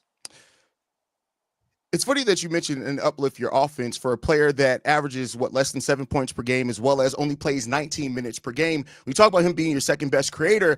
I don't know if that's true, but I do know that Josh Giddey is the Chicago Bulls' best playmaker. You said that we don't know what Josh Giddey brings. Let's talk about this. Off just assists, Josh Giddey has generated 1,098 points just off assists this season. Caruso in his 3 years with the Chicago Bulls scored 1,393 points in a full 3 years, which he was injured some of those years as well. Let's also talk about he scored 924 points, which means that when you combine assists plus the points generated off assists, plus the points that Josh Giddey scored, Josh Giddey has been responsible for 30% of the Chicago Bulls' total offense, which, by the way, the Chicago Bulls are 6th in points per game in the NBA this year, something they never achieved while Alex Caruso was on the court. Let's also talk about the defensive impact that Caruso brought for the Bulls. The Bulls averaged through the 3 seasons that he was there being around 18th in defensive efficiency on the year. The Bulls right now are 21st, but with the way that they've been playing since the All-Star break, they're trending to finish around 18th or 19th. So again, the drop off of what the Bulls needed and got from Caruso is more than being supplanted by what Josh Giddey brings. Also, let's talk about it. Josh Giddey's had 506 rebounds so far in one season. Caruso had 617 total rebounds as a member of the Chicago Bulls. Again, 3 years.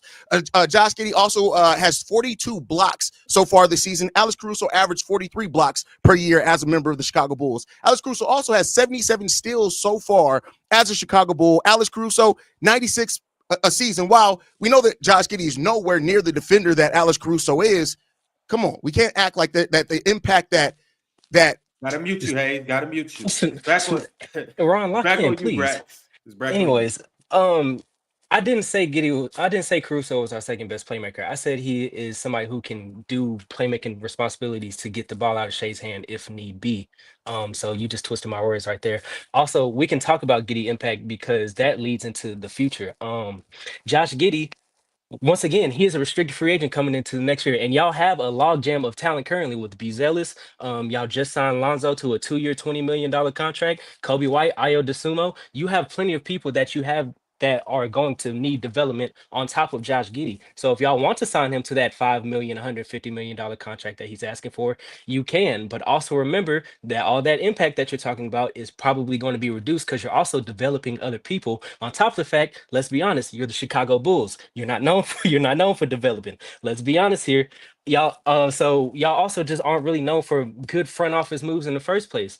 So if you want to take that leap on Josh Giddey, by all means, please do that. But like realistically speaking, y'all financially, y'all are gonna have things that you have to capitalize on near the future because of that logjam that y'all have. So with that being said, when if y'all wanted to sign Josh Giddey for that 5-year, $150 million contract, we aren't going to have that problem because y'all gave us Caruso on a $9 million contract and he's on a 4-year, $80 million extension next year. So we are building for now and we've already built for later because we have our role players under wraps. All right. Y'all know what time it is. Let's get I to it. find it interesting that you said that the Bulls have a log jam because the Chicago Bulls only have 5 players right now under contract after the 2025-26 season. On top of that, even if we sign Josh Giddey to a $30 million contract extension annual average value, the Chicago Bulls would still have $126 million in true cap space after the 2025-26 season. A log jam of talent. Josh Giddey, a player that is better at facilitating, as you laid out, is actually better for talent as they're developing and learning how to score in isolation, learning their way in the NBA. So log jam of talent, where? We all know that the Chicago Bulls have a deficit of talent. Player? You like Giddey in the isolation?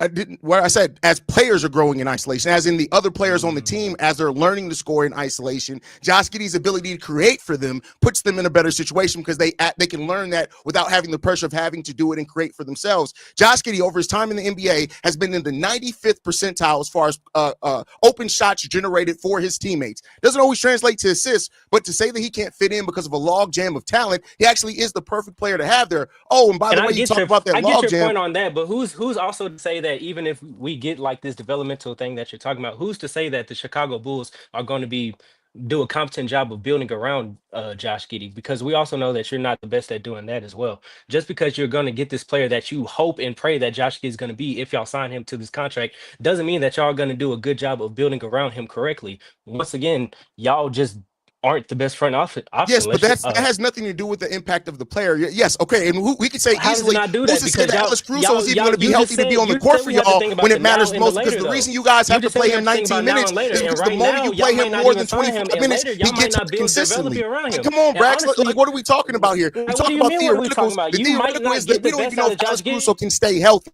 Fellas, you guys are talking over. I muted you, Hayes. I muted you. You guys are talking over each other. I'm gonna put a little more time on the clock. Y'all get back to it.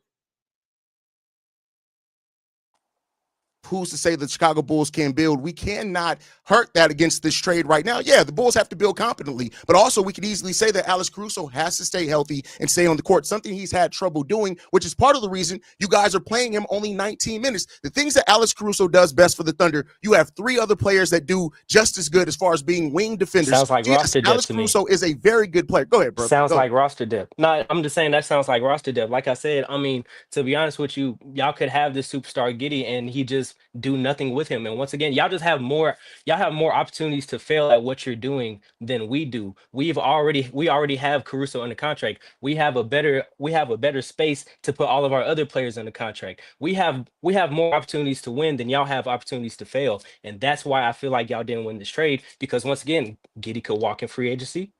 Y'all could not build around let's him talk properly. about the walking in free agency. Hey, there are 2 teams with cap space to sign Josh Giddey to the reported deal that he wants. One of those is the Utah Jazz, which if John Collins picks up his option, they won't have. The other is the Brooklyn Nets. Let's also talk about what the purpose of restricted free agency is. The Bulls have the right to match any offer that he gets. And again, as I laid out, with them only having 5 players under contract going forward into the future, if they want to keep Josh Giddey, it's not a question of if they can keep him. They can. And as far as the contract limitations of it, all their players are young, and as they're developing, by the time Josh Giddey's contract is at the most, they'll continually having cap space. That is and part of the reason they made the trade, brother. All right, y'all, that is time, and that is the conclusion of the first topic. Let's get to topic 2. Hayes, you kick things off with topic 1, so Brax, you already know it's on you. Topic 2, which player is more impactful towards winning for their team? Can't wait to hear who you guys chose. Brax, kick it off. Let's get to it. When you talk about a role player who's the because that was the topic, who's the most impactful role player. When you talk about who's the most impactful role player on team, I think of somebody who makes their star players better, who doesn't need the ball to be the most impactful person that they can be, and somebody you can rely on in any situation, somebody that you can put on almost any team, and their impact is going to show. When we talk about that person, I think that person is Derek White. Derek White is the ceiling raiser that the Boston Celtics use and rely on. There's not an aspect of the game that you can say Derek White isn't good at. He is a good shooter. He is a good playmaker. He's a good defender. In fact, they use him as one of their POA defenders once it comes to damn near 1 through 3. He is one of the best help side defenders as a guard during close to the rim, which is crazy. He's actually first in guard blocks, and he's 22nd in the league. He's also shooting some of the most threes in the game. 77% of his shots are threes. He's shooting 9 threes a game at 38.5%. On top of a Celtics team that we know is very perimeter centric. They shoot the most threes in the league. So the fact that Derek White is the main shooter on that sounds like impact to me, to be honest with you. And even in games, as we all know, the Boston Celtics, when they play fodder, they let the role players do their thing. This is also when we see Derek White do shot creation things. He creates for himself and others. So whenever we think of a player who impacts their team the most, role players that impact their teams the most, I don't see how it's not Derek White. Talk to us, Ace. Great pick there. When we talk about players that impact their team the most, I like to think about players that impact the game in the most ways, as well as when their role increases, their output increases, meaning that they can step up, whether they're coming off the bench, whether they need to guard, whether they need to score. And the player that I picked here was Amen Thompson. Amen Thompson is 11th in the Houston Rockets in usage rate, and despite that, he's in the top 3 to 4 in every statistical category that the Houston Rockets has, on top of being one of their best defenders. And I think another factor that we need to have in this is the upside part of this. Amen Thompson has a legitimate chance to end up being the Houston Rockets' best player when it's all said and done and he's done developing. So let's be clear here. When you're talking about somebody playing a role right now, Amen Thompson does not get a lot of shots. Amen Thompson's usage rate is extremely down. But when he's starting, when he's called upon, his role, he does so much more, on top of being one of the most versatile defenders on this Houston Rockets team. Come on, man. Let's get it straight. Amen Thompson, when you talk about somebody who's playing a role and then who can also exceed in that role more, it's definitely Amen Thompson. He does so much to make this Houston Rockets team go. He makes so much easier on the players around him, and he covers up for so much on everybody else on the court. Derek White is good, my boy. Make no mistake about it. But when you look at how much of his shots come off the fact that he's playing with two great players, how much of his shots are assisted on, Amen Thompson affects the game in way more ways than what Derek White has, and he's still young and growing. The cap is not there yet for Amen Thompson. He's not done growing as a player, and as I said, I'll lay out the case why eventually he's probably going to be the Houston Rockets' best player. It's back on you, Bandit. Well, I think that's the problem here. He damn near is their best player. I could have sworn the topic was role players. Amen Thompson's not a role player. He's damn near the future of the Rockets. Like, what are we doing here? Maybe I'm confused, but the usage rate is fine. But when you look at the actual game, yeah, like you said, they depend on Amen Thompson to do a lot. He is one of the best players on the team. The future looks great because he's one of the best players on the team. We're talking about role players here. Derek White has other players that that gets put before him. Once again, not once again, because I didn't say this already, but he's a 19.6 usage rate, so he also has a low usage rate.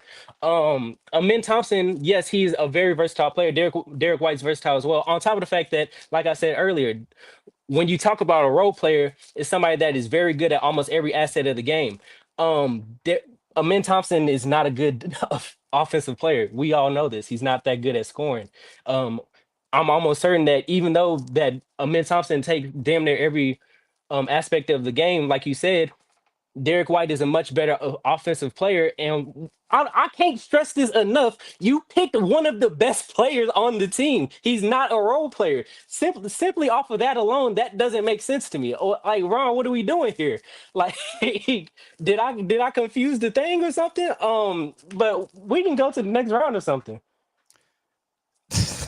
Yeah, Like, we can go what? I'm next round because confused. when It's you back on define you, a Hayes. role player, players that plays a role, and you have, like, right now, Amen Thompson, currently where he is right now, is playing a role for the Houston Rockets. He's the 8th highest on usage rate. You talk about also the usage rate of Derek White having a 19% usage rate. Amen Thompson is 17.6. 17.6. Yes, just because he's able to thrive in a role without needing much usage, let's not make no mistake about it. When you have players like freaking goddamn the players that are higher on the pecking order right now than Amen Thompson, the fact is that he's getting in where he fits in. They're not making a place for him to where he's a featured player on the Houston Rockets yet, because they don't have to be. You know why they don't have to? Is because that's how good Amen Thompson is. Let's talk about the things that Amen Thompson is. Despite being 11th in usage rate on the Houston Rockets, he's 4th in scoring, 3rd in defensive rating, 3rd in rebounds, 3rd in assists, 3rd in player efficiency rating, right? That thing you talk about, how good he's able to be because he is so efficient in that. He's 3rd in steals, 1st in blocks, 2nd in double doubles, 2nd in triple doubles as well, only 1 behind Alfred Sengun. And oh, by the way, he's the #1 clutch field goal shooting by percentage on the entire Houston Rockets player. It is what it is, man. Like, when you have that many players, but we're not talking about a player who's 3rd on the pecking order, 4th on the pecking order, 11th in the pecking order. Come on. Any way that you try to cut that up, that is literally a role player as it currently stands right now. Don't be jaded by what he can be in the future. Right now, he's playing a role for the Houston Rockets, and he's part of the engine that makes that team go. Come on, brother. 3 minutes. Let's do it. You do realize usage rate is offensive based stat, right? And Yeah, he's absolutely. like I already said, he's the worst offensive player on the team. So why would they use him to end plays? He's the worst offensive player on the team. He's third highest in scoring. He's not a role player, brother. Wait, no, but let's just go double back to what you just said. He's the worst offensive player on the team, despite being third highest in scoring. I just want you to clearly say that out. It's not just scoring; it's anything. Anytime an offensive possession ends, he is 11th in your order. And first of all, I would love you to name the 10 players above him in that pecking order that you're talking about. I would love you to do that if you have that pulled up. But yes, when it comes to that, yes, I'm just going off what you said. You said he's the worst offensive player. That is what you said out your mouth. If that's not right, what you said, he's one of the worst offensive players on the team. He's the worst offensive player. So based off of your logic, you think Jokic is a role player? Jokic is a role player? Because you said earlier in the round, everybody plays a role, right? Everybody plays a role. So yeah, he's let me literally the engine of everything they do on offense, brother. Come on. Listen, let me make the argument for you. You are doing better when you stuck on the fact of he's one of their best players. Great, that's a great place. Come on now, let's talk about that. He's still one of their best players. But come on, man. He still is one of their best players. Like, what are we talking about? The efficiency that he brings here. The best player on the team and called him a role player. Come on, brother. That's what you're saying. You picked the best. I'm saying by the things that you define role players by. How many touches is he getting? He's down the pecking order. When you talk about the usage rate, he's down in the pecking order. Oh my goodness! Come on, brother! Don't, oh my goodness! Say your point. I can't help you. You're in a debate with Hayes. God ain't here. Come on. Just because you're yelling doesn't mean you're making right points. You just use his usage rate. You just use his usage rate to talk about what he's talking about. Like, he's one of the best players on the team. How is he a role player? Because he's one of the best players in his because he's thriving in his role. Come on, bro. Come on, man. It doesn't make sense. What are you talking about? I just laid out what I'm talking about. Did you not hear the numbers? Like, I understand that you got the hoodie on, but don't block your ears out, my boy. Come on. Lock in with me. Lock in here, bro. Let's go. Come on, brother. Let's go. I guess, bro. So you got nothing else? You got nothing else for me, bro? I mean, if your whole defense is just he's not a role player because of this or that, like, that don't make sense. Just say I took the points that you brought up. I mean, he's the worst offensive player. He's not. What? Come on. What else we got? Can you repeat that one more time for me? I said you said that he was the worst offensive player. He's not. You use the fact that Derek White has a 19% usage rate. And Maine Thompson's is lower than that. Come on, what are we getting, man? He is one of the worst scoring options on the offensively inebriated. But he's one of the most efficient players. So he's one of the worst scoring options, but one of the most efficient on the team. All of his baskets are right next to the rim. Like, what? They're not all next to the rim. Come on, now he's not a good 3-point shooter. I'll give you that, but they're not all right by the rim. Like I said, Derek White is most definitely used in any. What are you talking about? That's time. That's time. This was a nasty round. Nasty. But that is time. Let's get on to the next topic at hand. Who's the best second option in the NBA? I hope we can all agree that these are second options. But either way it goes, it's on you, Brax. Talk to us. Your time starts when you do. That was on Hayes. Hayes, my bad. Oh, something? All right. So I picked in this Evan Mobley. I think because of Evan Mobley's versatility, the way that he stepped up on offense this year, especially with 3-point shooting, where he hasn't really been a volume 3-point shooter this year. Still not technically a volume 3-point shooter, but taking more than he ever has in his career, hitting him at a really great rate. We already know that he is such a good defensive player, both on ball, in isolations, also the positions that he guards for that Cleveland Cavaliers team, the way that he protects the rim as well, that helps cover up sometimes the weak perimeter defense that Mitchell and Garland can have. Evan Mobley is somebody that I think when you look at the way that he's grown in his role, when you look at the importance that he has to that team and how sound they are both on offense and defense, Evan Mobley is one of the best second options in the game of basketball. And he's still rising, going up as well for that Cleveland Cavaliers team. Evan Mobley continues to grow as a player. Yeah, a big portion of his shots are assisted, but I think when you look at his defensive ability, the percentages that he allows when he's guarding in isolation is a big thing of what makes him such a versatile defender for this Cleveland Cavaliers team.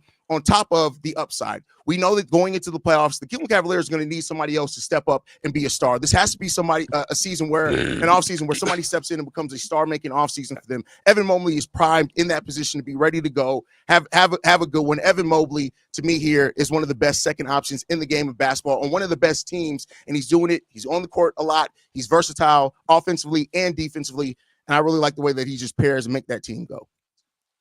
So you, Brack? LeBron James. I don't see how this is an argument. I mean, ever since Luka got here, a lot of people were trying to question with that dynamic word, but we all know that if you can hoop, LeBron James will let you hoop, and he has let Luka be the primary offensive hub on that Lakers team. It is easily LeBron James. Because even though he is like having the second offensive hub things, he brings things as a first offense. He still has value as a first offensive role option. He's still one of the best players at getting downhill. He's still one of the best playmakers that we've seen. He's still one of the best finishers that we've seen. He's still like a extreme. He's still an above average shooter. I'm sorry. From the 3-point line. If you take out that December slump, he was basically shooting 40%. Right now he's currently shooting 37% on 6 attempts. I mean, offensively speaking, what are we talking about? This is most definitely the best second option on the game. Evan Mobley, he's still inept. He's still inept offensively, especially considering the fact that down the stretch, we're still talking about one of the best closers that we've ever seen play the game. I mean, we just seen the tip in the other game, and that goes into my other point. Since he is a second option, that definitely takes some of the defensive, what you call it. Sorry, it takes some of the defensive responsibility. They don't harp on him as much as they used to because they are so much worse. They are so much more focused on looking on Luka. These are things that he benefits from being the second option. It is easily LeBron James.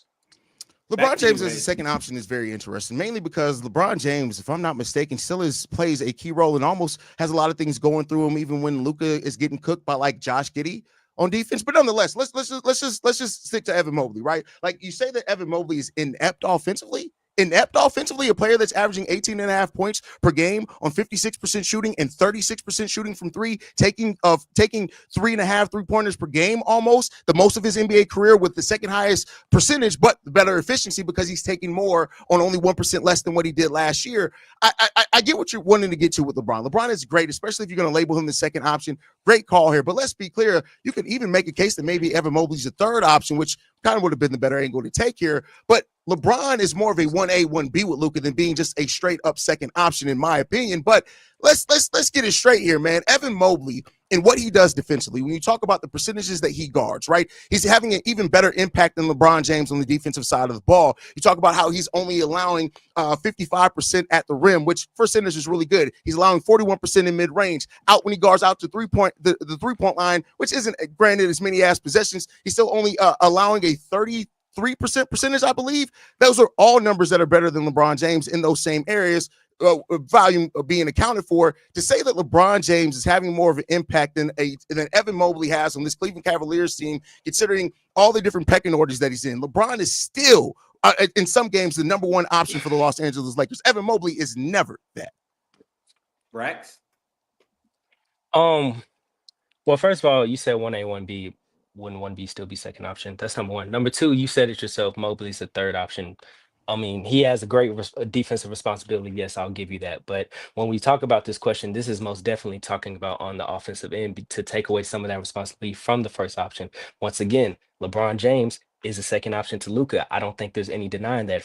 Once again, if we want to bring up usage rate again, ever since Luka came to the Lakers, 35.5% usage rate. LeBron 29.5. He is deferring to Luka. He is letting Luka take the offensive load on him. On top of the fact, what you brought up Mobley shooting threes, and that might not have been the right word, but we're talking about LeBron James here. He is not better than Evan Mobley's not better than LeBron James offensively. And if you want to talk about just straight up 3-point shooting, because I know you brought that up, look, he's not shooting better than LeBron from the 3-point range either. And also LeBron James, when we talk about catch and shoot shots, he's shooting 42% off of catch and shoot threes alone. So that lets you know once he gets the ball off of catch and shoot when on his off ball responsibilities, he's even better than that.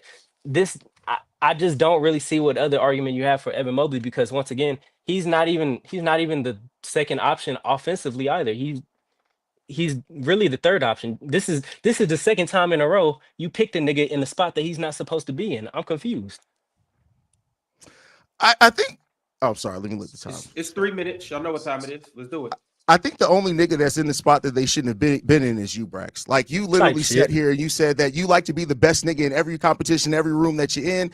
You're the second best nigga, at least in this battle, and there's only two of us. But with that said, let's talk about ratings, right? Let's talk about ratings. Evan Mobley, when he's on the court, the Cleveland Cavaliers are a top 3 to 4 defense in the league. When he's off the court, they're a bottom 10 defense in the league. That is a huge impact, especially when you talk about him as a second option. He raises the defensive floor way more than LeBron raises the defensive floor of the Los Angeles Lakers. Go ahead, brother. I'm sorry. I'll let you go ahead. No, keep going. I'm just saying every point that you make, he's a third option. So what are we doing here? That's all you got there? That's all you got? No, as everything you're saying, he's so that means that you're saying that I'm technically using a third option that still has more impact than the second option that you picked, or especially on the defense. Like, if anything, that helps. Like, even if, again, I could use your argument again to make it, since you're not as good as making your own argument. That's not what I said at all. You are. You're like, let's be clear. If he's the third option, he raises the defensive floor of the Cleveland Cavaliers that much. Then thank you for that. Go ahead, Brax. Keep going.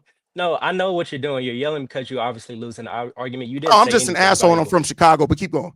No, you just didn't say anything valuable. I mean, he's obviously a third option. Every stat that you've said so far, he's a third option, brother. Like, I mean, defensively, sure, yes, he has a bigger load on defense because he's a good defensive player. But we're talking about second options. We all know second options are damn near known for their offensive capabilities. He is not the offensive player. I'm glad that you phoned a friend and bringing in the chat here, my brother, because you needed it, right? I understand, like, I understand that you needed the assist, and thank God that they helped you out with this one a little bit, bro, because you didn't have it when you needed it, man. When it all comes down to it, like, even if you want to say that he's the third option, like, we're still talking about a player that impacts it, and even then we go off percentage, he's still higher up in that, man. I'm gonna keep letting you go. I apologize. I know I come off strong. You're a soft talker. I'll go ahead and give you the floor, my brother. Go ahead. Matter of fact, I'll mute myself. Go ahead. Right. You see that, brother? I didn't even say, I didn't even read chat because, once again, I literally have right here in my notes. If he says Evan Mobley, he is a third option with higher defensive responsibilities, not a second option. I'm glad I got you going to the notes, Dion. I didn't realize that you and Dion collab together. That's really good, man. Thank you for that. We really appreciate that. Thank you for that. Like, I understand. I don't need chat for that. Thank you for showing up today. I appreciate it, my brother. He's a third option. I love debating you, man. This was fun. I'll invite you on the show. I really appreciate you for that, my brother. Go ahead, man. Keep going, Brax. Ain't much else to say. You just made up. You just made a pick for a third option. It's okay. Like, you can act like he's not, but he is. You going off third option offensively? Didn't you just say in the last round that you can't just go off usage rate? Because the second option also would be more than just offensively, if I'm not mistaken, right? When we talk about first of all, these are in different contexts. I'm gonna need you to listen to what I'm saying. These are in different contexts. I mean, I just need you to say it stronger, my brother. Come on, man. I need you to say it stronger. Come on, my brother. Let's go. Matter if I'm saying good points? Like, what does that mean? Time, y'all. Unless y'all need some more time, I could put 3 minutes back up and y'all could. 3 minutes of him making third option talks. I'm good. What? All right, y'all. That is the time. Hayes, appreciate you for chiming in. Brax, appreciate you for coming and doing your thing. We will see who advances to the Elite Eight. But all right, brothers. Thanks for coming through. Peace. All right. Let's get into the last and final debate of the day. I got gifted. And I got the Drench man, not the French man. Oh, hang on. I'm sorry. Let me sorry, my fault. I gotta mute a couple things. How you doing, Ron? It was good. I'm cool. How you living? You can hear me? Let me excited that real quick. My fault. All right, better though. You good, gifted? Hang on, I'm having hearing issues. Give me 1 second. I got something playing in the background. Let me exit off a couple things here. Yeah, while you getting yourself together, Jordan, what's good? What's good? What up? I got way too many tabs. Are you Drench or are you French today? I'm nervous. Apologies. Oh, okay. Oh, Gifted got you nervous? Yeah, Gifted got me nervous. I'm going against the Gifted one, so I'm nervous. All right, hey, man. It ain't nothing wrong with that. All right, while we're waiting for Gifted, we got a couple members that I want to shout out. Shout out to Lunch Show, aka Hunt Show. Shout out to A3E. became a YouTube member. Shout out to Jimmy Jules, also became a YouTube member. Shout out to Michael Tefera. Hey, Mike, Michael can you hear me? Tefera. What? Yeah, you good. You can hear us? All right. Yes. All right, Yes. cool. Yes. And last but not My least, fault. Gandhi KV2 said Mobley is not a second option. It's Garland. Thank you, Gandhi. All right, let's get into this last and final debate of the day. Let's do it. We got the gifted one and we got the drenched one. And our first I topic need you to is change my name tag. which team can win a playoff series without their best player? Gifted, your time starts whenever you do. Got it. So for my team that I chose the Cleveland Cavaliers. They have been the biggest surprise of the NBA season. All year long, consistency-wise, they've been the best offense, and they have the 8th defense all year long. And they've done it by committee. A lot of guys have contributed to their success this year. There's a lot of reasons, but something that just really speaks to their consistency has to be how dominant they've been win-wise. These are the biggest win streaks in the NBA this season. The Cleveland Cavaliers, 15-game win streak in October. That would be the second highest. 12-game win streak in December. That would be the 4th highest.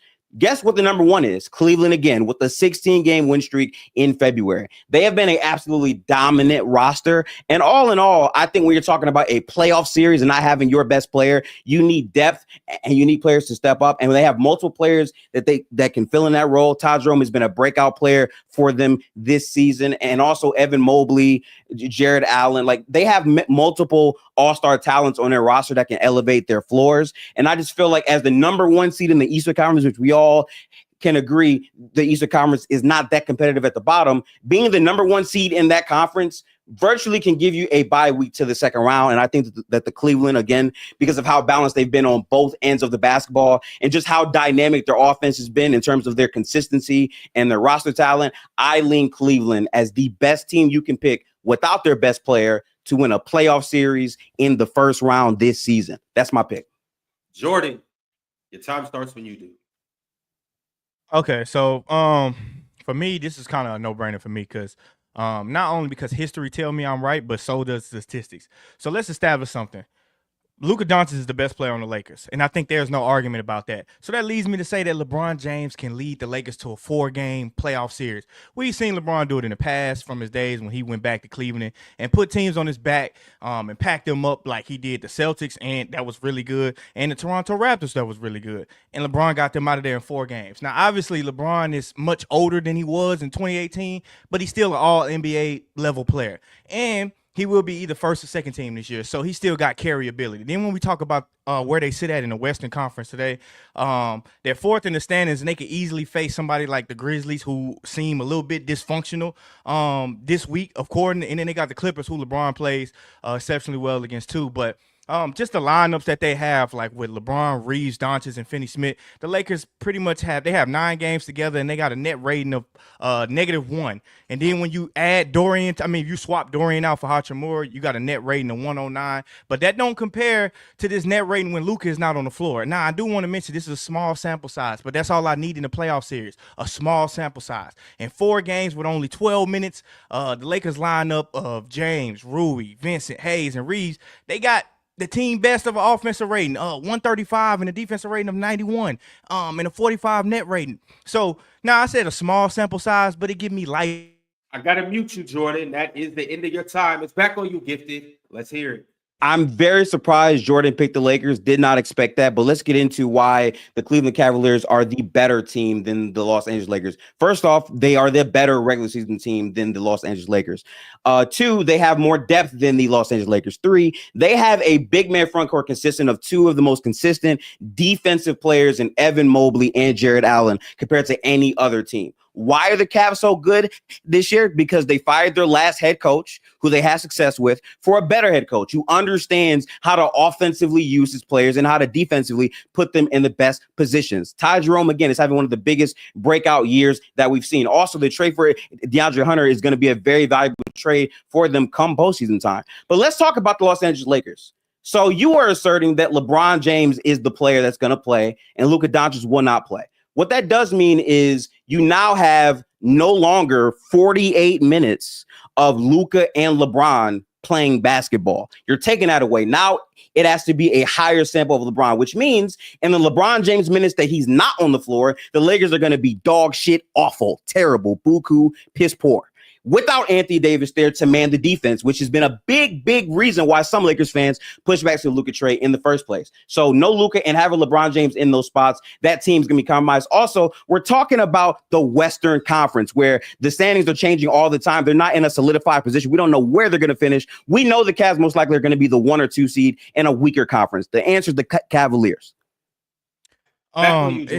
It's very interesting to me that you said the Cleveland Cavaliers, because I mean, obviously, are you saying that Donovan Mitchell is their best player? If we take Donovan Mitchell off the floor, like you said, I'm not so sold on that. I think that the Cavaliers can sweep a team like the Atlanta Hawks, who they might. They don't have to sweep. Yeah, I mean that's fine. That's fine. They don't have to sweep them. They don't have to sweep them. But I'm not so sure that they would even beat a team like the Atlanta Hawks or even the Bulls, because each game that they play, they can be outplayed. You can get outplayed by Trae Young in the series. You can get outplayed by what's his name? You can get outplayed by Kobe White in the series.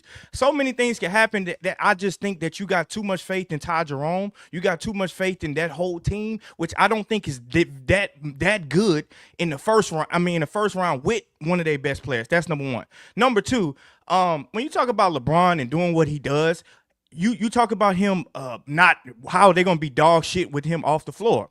That's totally okay with him being dog shit off the floor, because he's not going to be off the floor for long. We know LeBron can play a long stretch in the playoffs, given how old he is or not. And LeBron ain't got to do it by himself. Austin Reeves been killing for his last 10 games. Him taking that momentum going into the playoffs. I don't know if you want to just bet on that.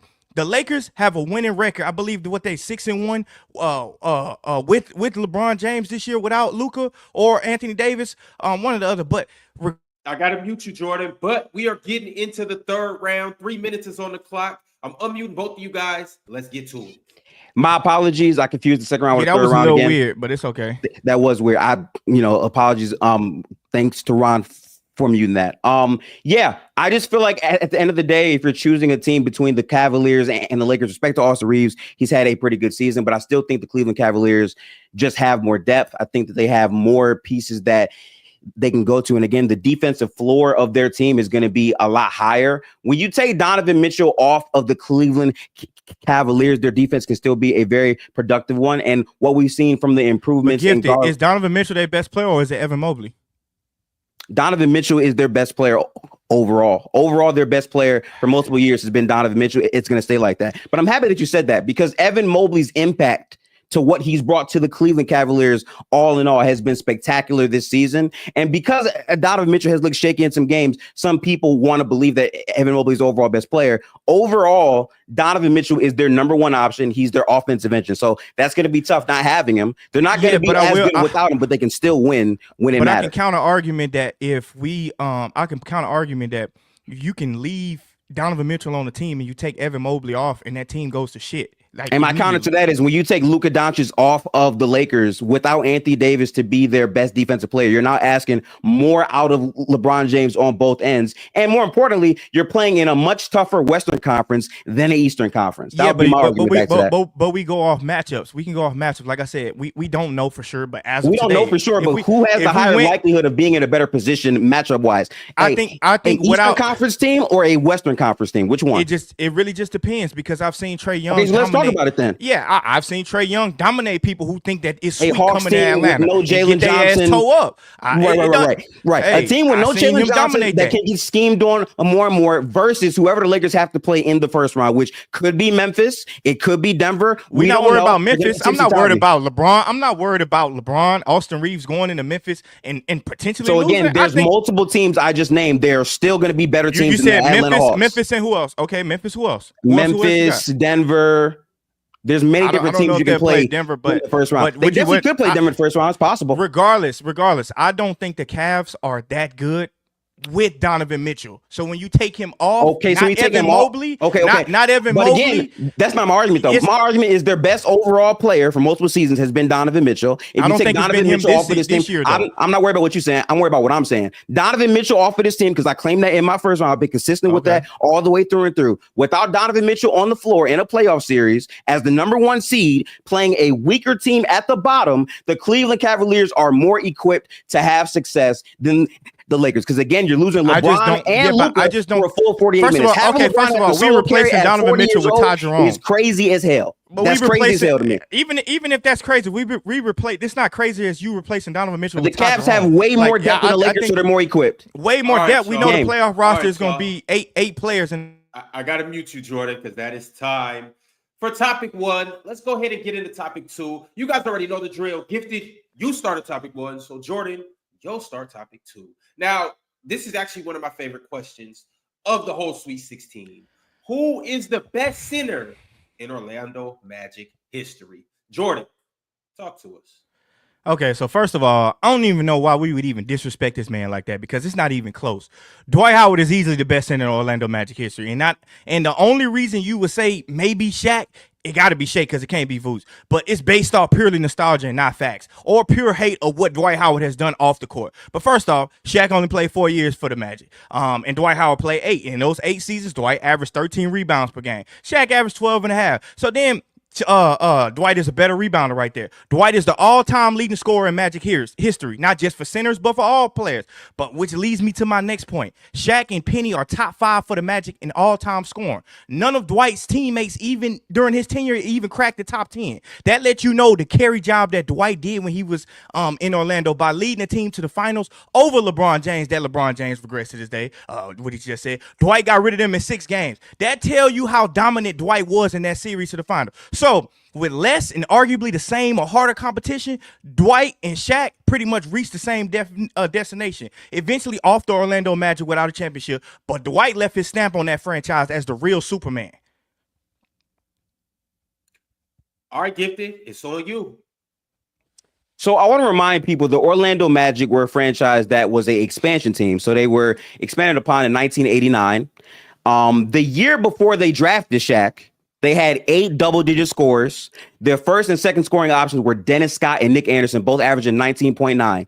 Guess what their record was? 21 and 61.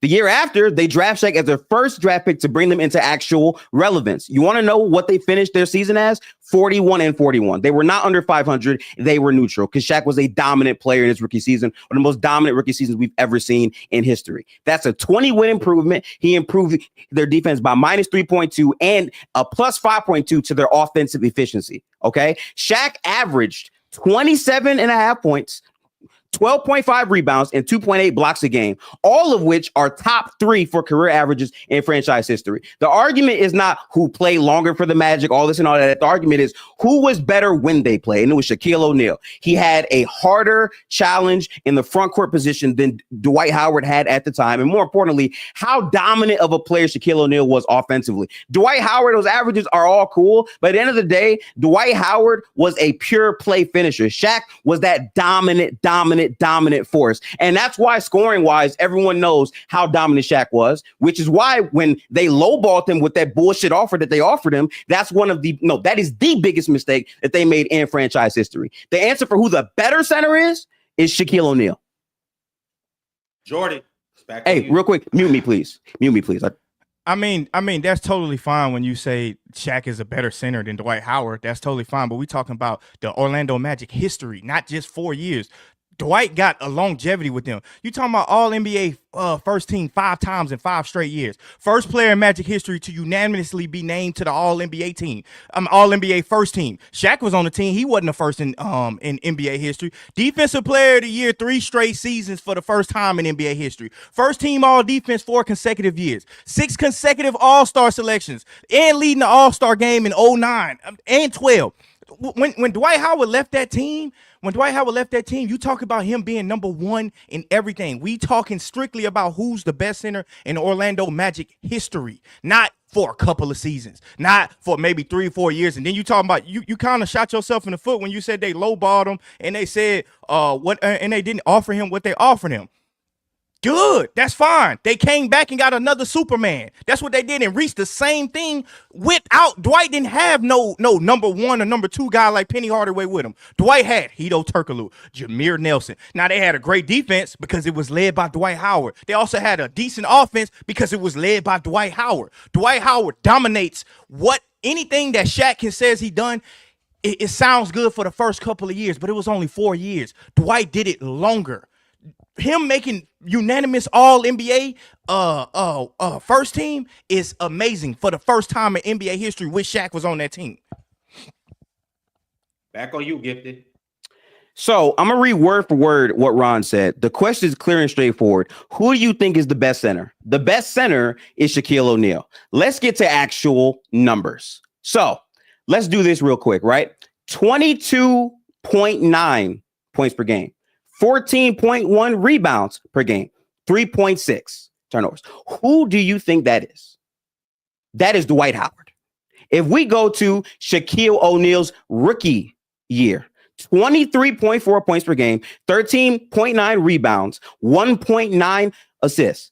That is what we saw Shaquille O'Neal do. Now let's really talk about this, right? When it comes down to Shaquille O'Neal, franchise-wise, see, we're talking about franchise leaders. Shaq leads in win shares per 48, points per 36. He's second in points per 100 possessions to T-Mac. In field goals, he leads that. He's in per 100 possessions. He's third in blocks, and he's second in field goal percentage behind Bo Outlaw because of how dominant of an offensive player Shaquille O'Neal is. Respectfully, to compare Dwight Howard and Shaquille O'Neal offensively is not close. And then when we compare how they left Orlando in their final playoff series, Dwight Howard last playoff series versus the Hawks, he averaged 27 points, 50.5 boards, 3 total assists to 33 turnovers in the series. Shaquille O'Neal, 27, 10, 4 assists average in that series. Dwight Howard turned the ball over ridiculously. He was the terrible playmaker. And I think overall, when we're deciding who's a better player, that matters. The answer is Shaquille O'Neal. All right, y'all. We got 3 minutes. Let's do it. I just want to say that I think that the route that you're taking, I'm not arguing that Shaq is a better player than Dwight Howard. I think Shaq is a better player. That's what I'm arguing. Shaq is a better player than Dwight Howard. No, that's not the question. The question is who's the best center in Orlando Then why would Ron Magic ask history? me who straightforward is the best center? Why would Ron send me what the who question, is the best I center don't know. in Orlando history? Listen, I I don't Ron know, sent but me. the question that who's the better center, Shaquille O'Neal or Dwight Howard? In Orlando Who is Magic the best history, center, Shaquille or Dwight Howard? You take that over Ron, but in Orlando Magic history, Dwight has more history than Shaq. Who played better in a Magic uniform, Shaquille O'Neal or Dwight Howard? Who played better? Dwight Howard, because he's done it longer. Okay, he so you're saying more Dwight Howard played better? No, he did not. He did not play better than Shaquille O'Neal. More history. Also, in the NBA Finals, that's not the topic. Yes, it is. When both players it's brought right their there at the bottom. To the Who's NBA the best Finals, center in Orlando Magic history? Considerably outplayed Dwight Howard in the NBA Finals, going up against Hakeem Olajuwon, who we all know is one of the greatest centers in Shaq NBA had history. Penny Hardaway. Shaquille O'Neal shot very well. Shaq had Penny Hardaway. There is no way you finna tell me that anybody on the Orlando Magic team that was close enough to Penny Hardaway. So I think that you bringing up this, but you brought up the. I'll let you go. Hedo Turkoglu, the boys, they had many guys around them, and they almost perfected the 4-out, 1-in type of offense. He had JJ Redick. He had multiple guys with him that could best maximize the place out. The problem is, despite having those shooters, when those shooters shoot badly and they're doubling him because he can't pass out a fucking double team. Again, 33 turnovers versus the Hawks to end his Magic career. That's what happened. That speaks to his inefficiencies as a player. The Orlando Magic's biggest mistake in franchise history is not bringing Shaq back, because what we know Shaq of after Orlando is he's the most dominant force in NBA history. They failed to do that. Dwight Howard is not that. Okay, Shaquille O'Neal more than enough clears him offensively, and defensively we saw some monster games out of Shaq. We saw a lot of that. It's my turn to talk. Number one, when it's very disingenuous about what you're talking about with Dwight Howard turnovers, and you comparing it to Shaq, who played with Penny Hardaway. There's not a playmaker that was on that Orlando Magic team that was nothing like Penny Hardaway. And that's okay to be 33 turnovers? Zero like Penny Hardaway. Wait. Are you saying but it's different. You got in a playoff series to 3 assists? That's not what I'm saying. No, that's not what I'm saying. I'm saying it's different because you got Penny Hardaway who's running the show. You don't have a Penny Hardaway running the show. 33 turnovers. Now let's back up. Shaquille O'Neal would not have. Shaquille O'Neal would not have 3 total assists to 33 turnovers. That's incorrect. That would never happen with Shaq. Because Shaq could pass out a double team. That wouldn't happen. this is what I'm saying, Gifted. First I'm of all, Penny is leading the show with Shaq. Nobody is Shaq leading is the show best with player Dwight Howard, on but Orlando. Dwight Howard. Shaq Dwight was the best player on Orlando when they played. Penny was Dwight a good player. was damn near Shaq the was best the best player. player. And Shaq is better than Dwight Howard. That's All the right, you point. got it. Shaq was the better center. That's not the argument, though. That The is argument is argument. something totally time. different. It's not. That's not what it is. We getting to the third topic of this heated debate. The third topic is Ja Morant versus Anthony Edwards. Whose legacy is boosted more with the ring and a Finals MVP this season? Gifted, you are going to kick off. Talk to us. I think the answer to this has to be Anthony Edwards. Anthony Edwards through these last 3 years has been a phenomenal player. He's played some all NBA caliber basketball. And more importantly, the effort that we've seen from him on both ends of the floor has been spectacular for that Wolves team. But more importantly, the question is, whose legacy is boosted more? With Anthony Edwards being more current, playing in these games, right, having good seasons, having all NBA caliber seasons, to win a championship would throw him in a whole different tier because, A, as the Timberwolf, to do that is insanity, number one. But number two, to do this the season after they trade Karl Anthony Towns, who before that was their franchise player, is insane. But to do it with Julius Randle as Cat's replacement in the playoffs is crazy. Also, the impact Anthony Edwards will have on his teammates with Rudy Gobert winning a championship, Julius Randle winning a championship. He also changes their impacts because most arguments against them are they're not winning players because one player is a bad offensive player, one player is a bad defensive player and bad offensive player by some people, right? So if Anthony Edwards is able to win, not only does he elevate himself in a higher conversation, because right now he's in that top 10 conversation, but he's also dragging the two other players with him to a whole other level. The answer is clearly Anthony Edwards. He's factually been the better player. He's factually played more games, and he factually produces in the playoffs as well. If he were to win a championship and a Finals MVP, he would make Timberwolves history. That is why the answer is Anthony Edwards. Jordan, talk to us. Okay, so for starters, I do want to say that this was a hard one for me because I made the statement on the panel that I thought that if Anthony Edwards could solidify himself as the best shooting guard in the league if he won the NBA championship. But then when I put it in the context to him next to Ja Morant, I have to say that a Finals MVP would be monumental for Ja and him winning the championship based off the things that he just went through off the court and on the court dealing with injuries every year of his career, but also just building up the Memphis Grizzlies to where they are right now and how relevant they are. You talking about a team who picked in the lottery last year, meaning they were one of the worst teams in the NBA. For Ja Morant to win the NBA championship and the Finals MVP, that would mean he would have dominated in the playoffs. And when Ja is at his peak, Ja, there's almost no one like him. His impact on the next generation of kids and players coming up will be similar to the nostalgia as Allen Iverson had. But most importantly, it would be a setup for Ja Morant to get his last laugh. For all the people who talk bad about him and his firearm fetish and him not being able to play due to his injuries, and recently the firing of his head coach, 9 games left in the season, with reports that Ja want the ball more in his hands, this will be huge for Ja Morant's legacy. I think just Ja dominating throughout the playoffs.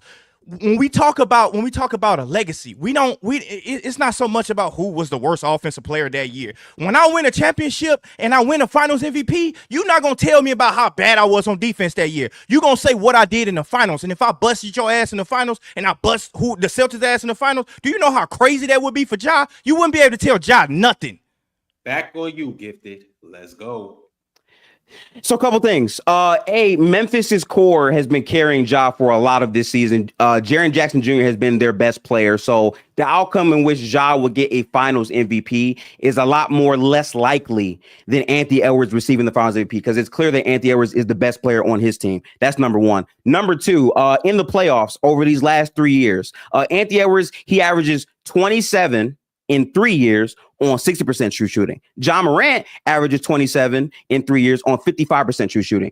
Anthony Edwards is clearly a better player. And in my opinion, if you're already in the top 10 conversation and then you win a championship, which is unlikely, a lot of people are not picking the Timberwolves to go all the way through the Wicked West. OKC being as good of a team as they are, to go to the conference finals and beat them, then go to the NBA finals and beat either Cleveland, Boston, whoever comes out. That will be one of the craziest playoff runs we've ever seen. It will require that from Anthony Edwards. And then for him to crown it off with a finals MVP, bring in Gobert and Julius Randle to a championship would put him in solidified air. In barbershops, they'll be talking about, I can't believe they let that bum Gobert win a title. And they could be like, yeah, because Ant-Man was there. That's why he won. That's the conversation he's going to be in. At the end of the day, if Anthony Edwards is a better player than Ja, on top of that, he's having one of the best shooting seasons we've ever seen. To cap that off with the championship puts him in a different level in conversation than Ja Morant. Also, not having the chemistry that Memphis had without him, he doesn't have that this year with his roster. The answer is Anthony Edwards. Number one, I think you're arguing the wrong thing. I think you're arguing who's the better player on the Grizzlies team. Like, that's irrelevant because we already have default answers, Anthony Edwards and Ja Morant. So that means they both would have to win. This question is purely about their legacy, which means when we talk about these guys after they're done, how will their legacy be boosted? You can't tell me how Ja Morant started off from college, from what he did with Murray State in the tournament, from him turning to the Grizzlies to what they are now for being relevant, from moving on from Mike Conley in the old Grizzlies that we know to trusting Ja Morant, the young one, for Nike trusting him, the young one, for him to throw it all down the drain and then to come back and basically say, ha ha, y'all thought y'all had me, but I got the finals MVP and I got a ship. That's some things guys like Steve Nash haven't even done. So now we got Ja Morant in a lot of crazy talks because he won a chip and a finals MVP. Now, I'm not saying that Ja Morant's better than Steve Nash, but Ja Morant, with him doing that, boosting the legacy, do you know how good or bad that would be for basketball? Him doing that would change the trajectory of how people see point guards. That's what I'm trying to tell you. So when you start talking about Anthony Edwards, the defensive thing, yeah, it's all cool. I like Anthony Edwards too, but we know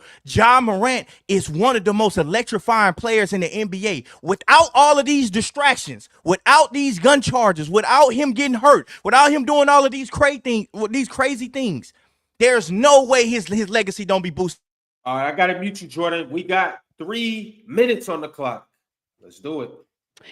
Yeah, so like, again, I think for this topic, both players are in interesting positions. I just think that Anthony Edwards being the better player and winning a title with Gobert and Randle, two players that people have said you cannot win an NBA championship with, would change a lot of things. Also, for him to be the successor to Kevin Garnett, to achieve a championship, just puts him in different type of air.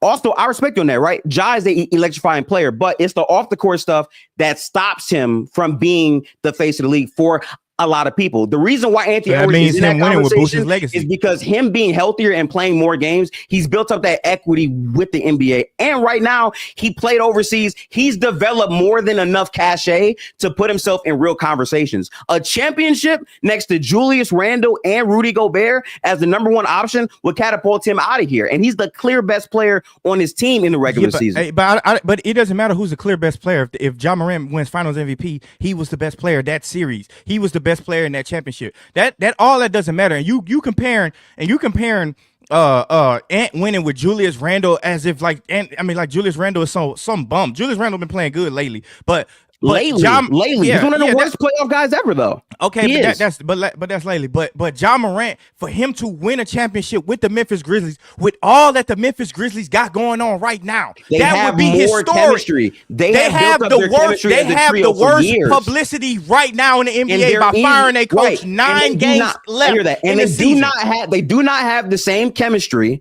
compared to. Great. That means that's good for Ja Morant. No. That's great. That's good for Ja Morant. All of your arguments. I'm saying the Wolves do not have the same chemistry because they literally threw this roster up out of nowhere. The Grizzlies literally fired their coach out of nowhere. Teams are reporting to training camp and they added a piece like Julius Randle, who's their second best offensive option. That's not worse. That's not worse than firing your coach 9 games before the playoffs. That's not worse. After making the conference finals and after beating Denver, the team that everyone had going to the finals, you're the team that dethrones them.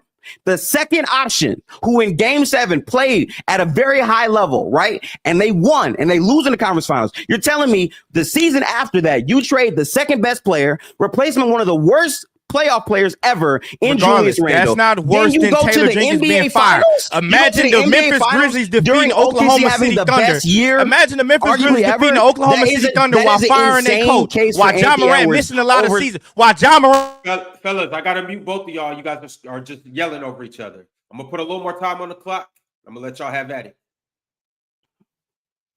I feel like none of that is going to be a better storyline than Ja Morant defeating the Oklahoma City Thunder or maybe the Denver Anthony Nuggets. Edwards defeating anybody. Firing a coach. Rudy Nobody Gobert, has ever won Rudy Gobert firing and a Julius coach Randle. 9 And- games and left no to one the, has in the ever playoff won season. replacing their number 2 option the season after going to a conference finals. Who does that? Yeah, Who it's just a does that? conference finals. No, It's no, just no, a no, conference no, finals, no, not no. the championship. Replacing their second best player with But a it's not guy the that championship. does not It's a conference translate to the finals. playoffs. Julius Randle has never translated at a high level to a playoff setting. So winning a championship with him and Rudy Gobert, Yeah, right? I think that's a elevates bad. him to I think that's a whole bad other argument level. compared to what How Ja is that a bad Morant argument when is they have faced with less the Grizzlies? chemistry than the Memphis Because Grizzlies as the a whole Grizzlies do? have less chemistry. They just fired their coach. Memphis has been a better What the team all hell? season long. They've been winning more games. All right, fellas, that is time. Appreciate y'all for both coming up here and doing what y'all do best. Gifted, Jordan, y'all put on a classic. You guys have anything to say to the people? Yeah, I want to say apologies to Jordan. I'm happy Ron muted me earlier. I got passionate, and then after everyone, I wanted Ron to mute me. Overall, good conversation, Jordan. Is what I would say.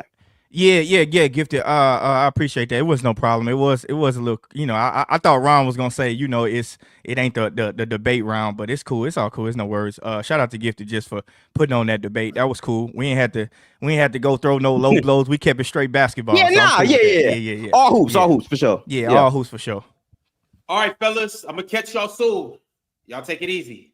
Yeah. As you guys know, we got the PCL after party coming up right now. Y'all be sure to pull up. I know Penn is over there. I know Jordan will be over there. And there will be some other guests too. You guys make sure to leave directly from here, and go to Playback for the after party so we can discuss all the debates, all the topics, who won which round and who lost which round, and ultimately who's going to be moving on to the Elite Eight. And also, too, we will catch you guys tomorrow right here on YouTube to watch the rest of the remaining matches for the Sweet 16 in the PCL March Madness. Until then, y'all take it easy, and we'll catch you on Playback.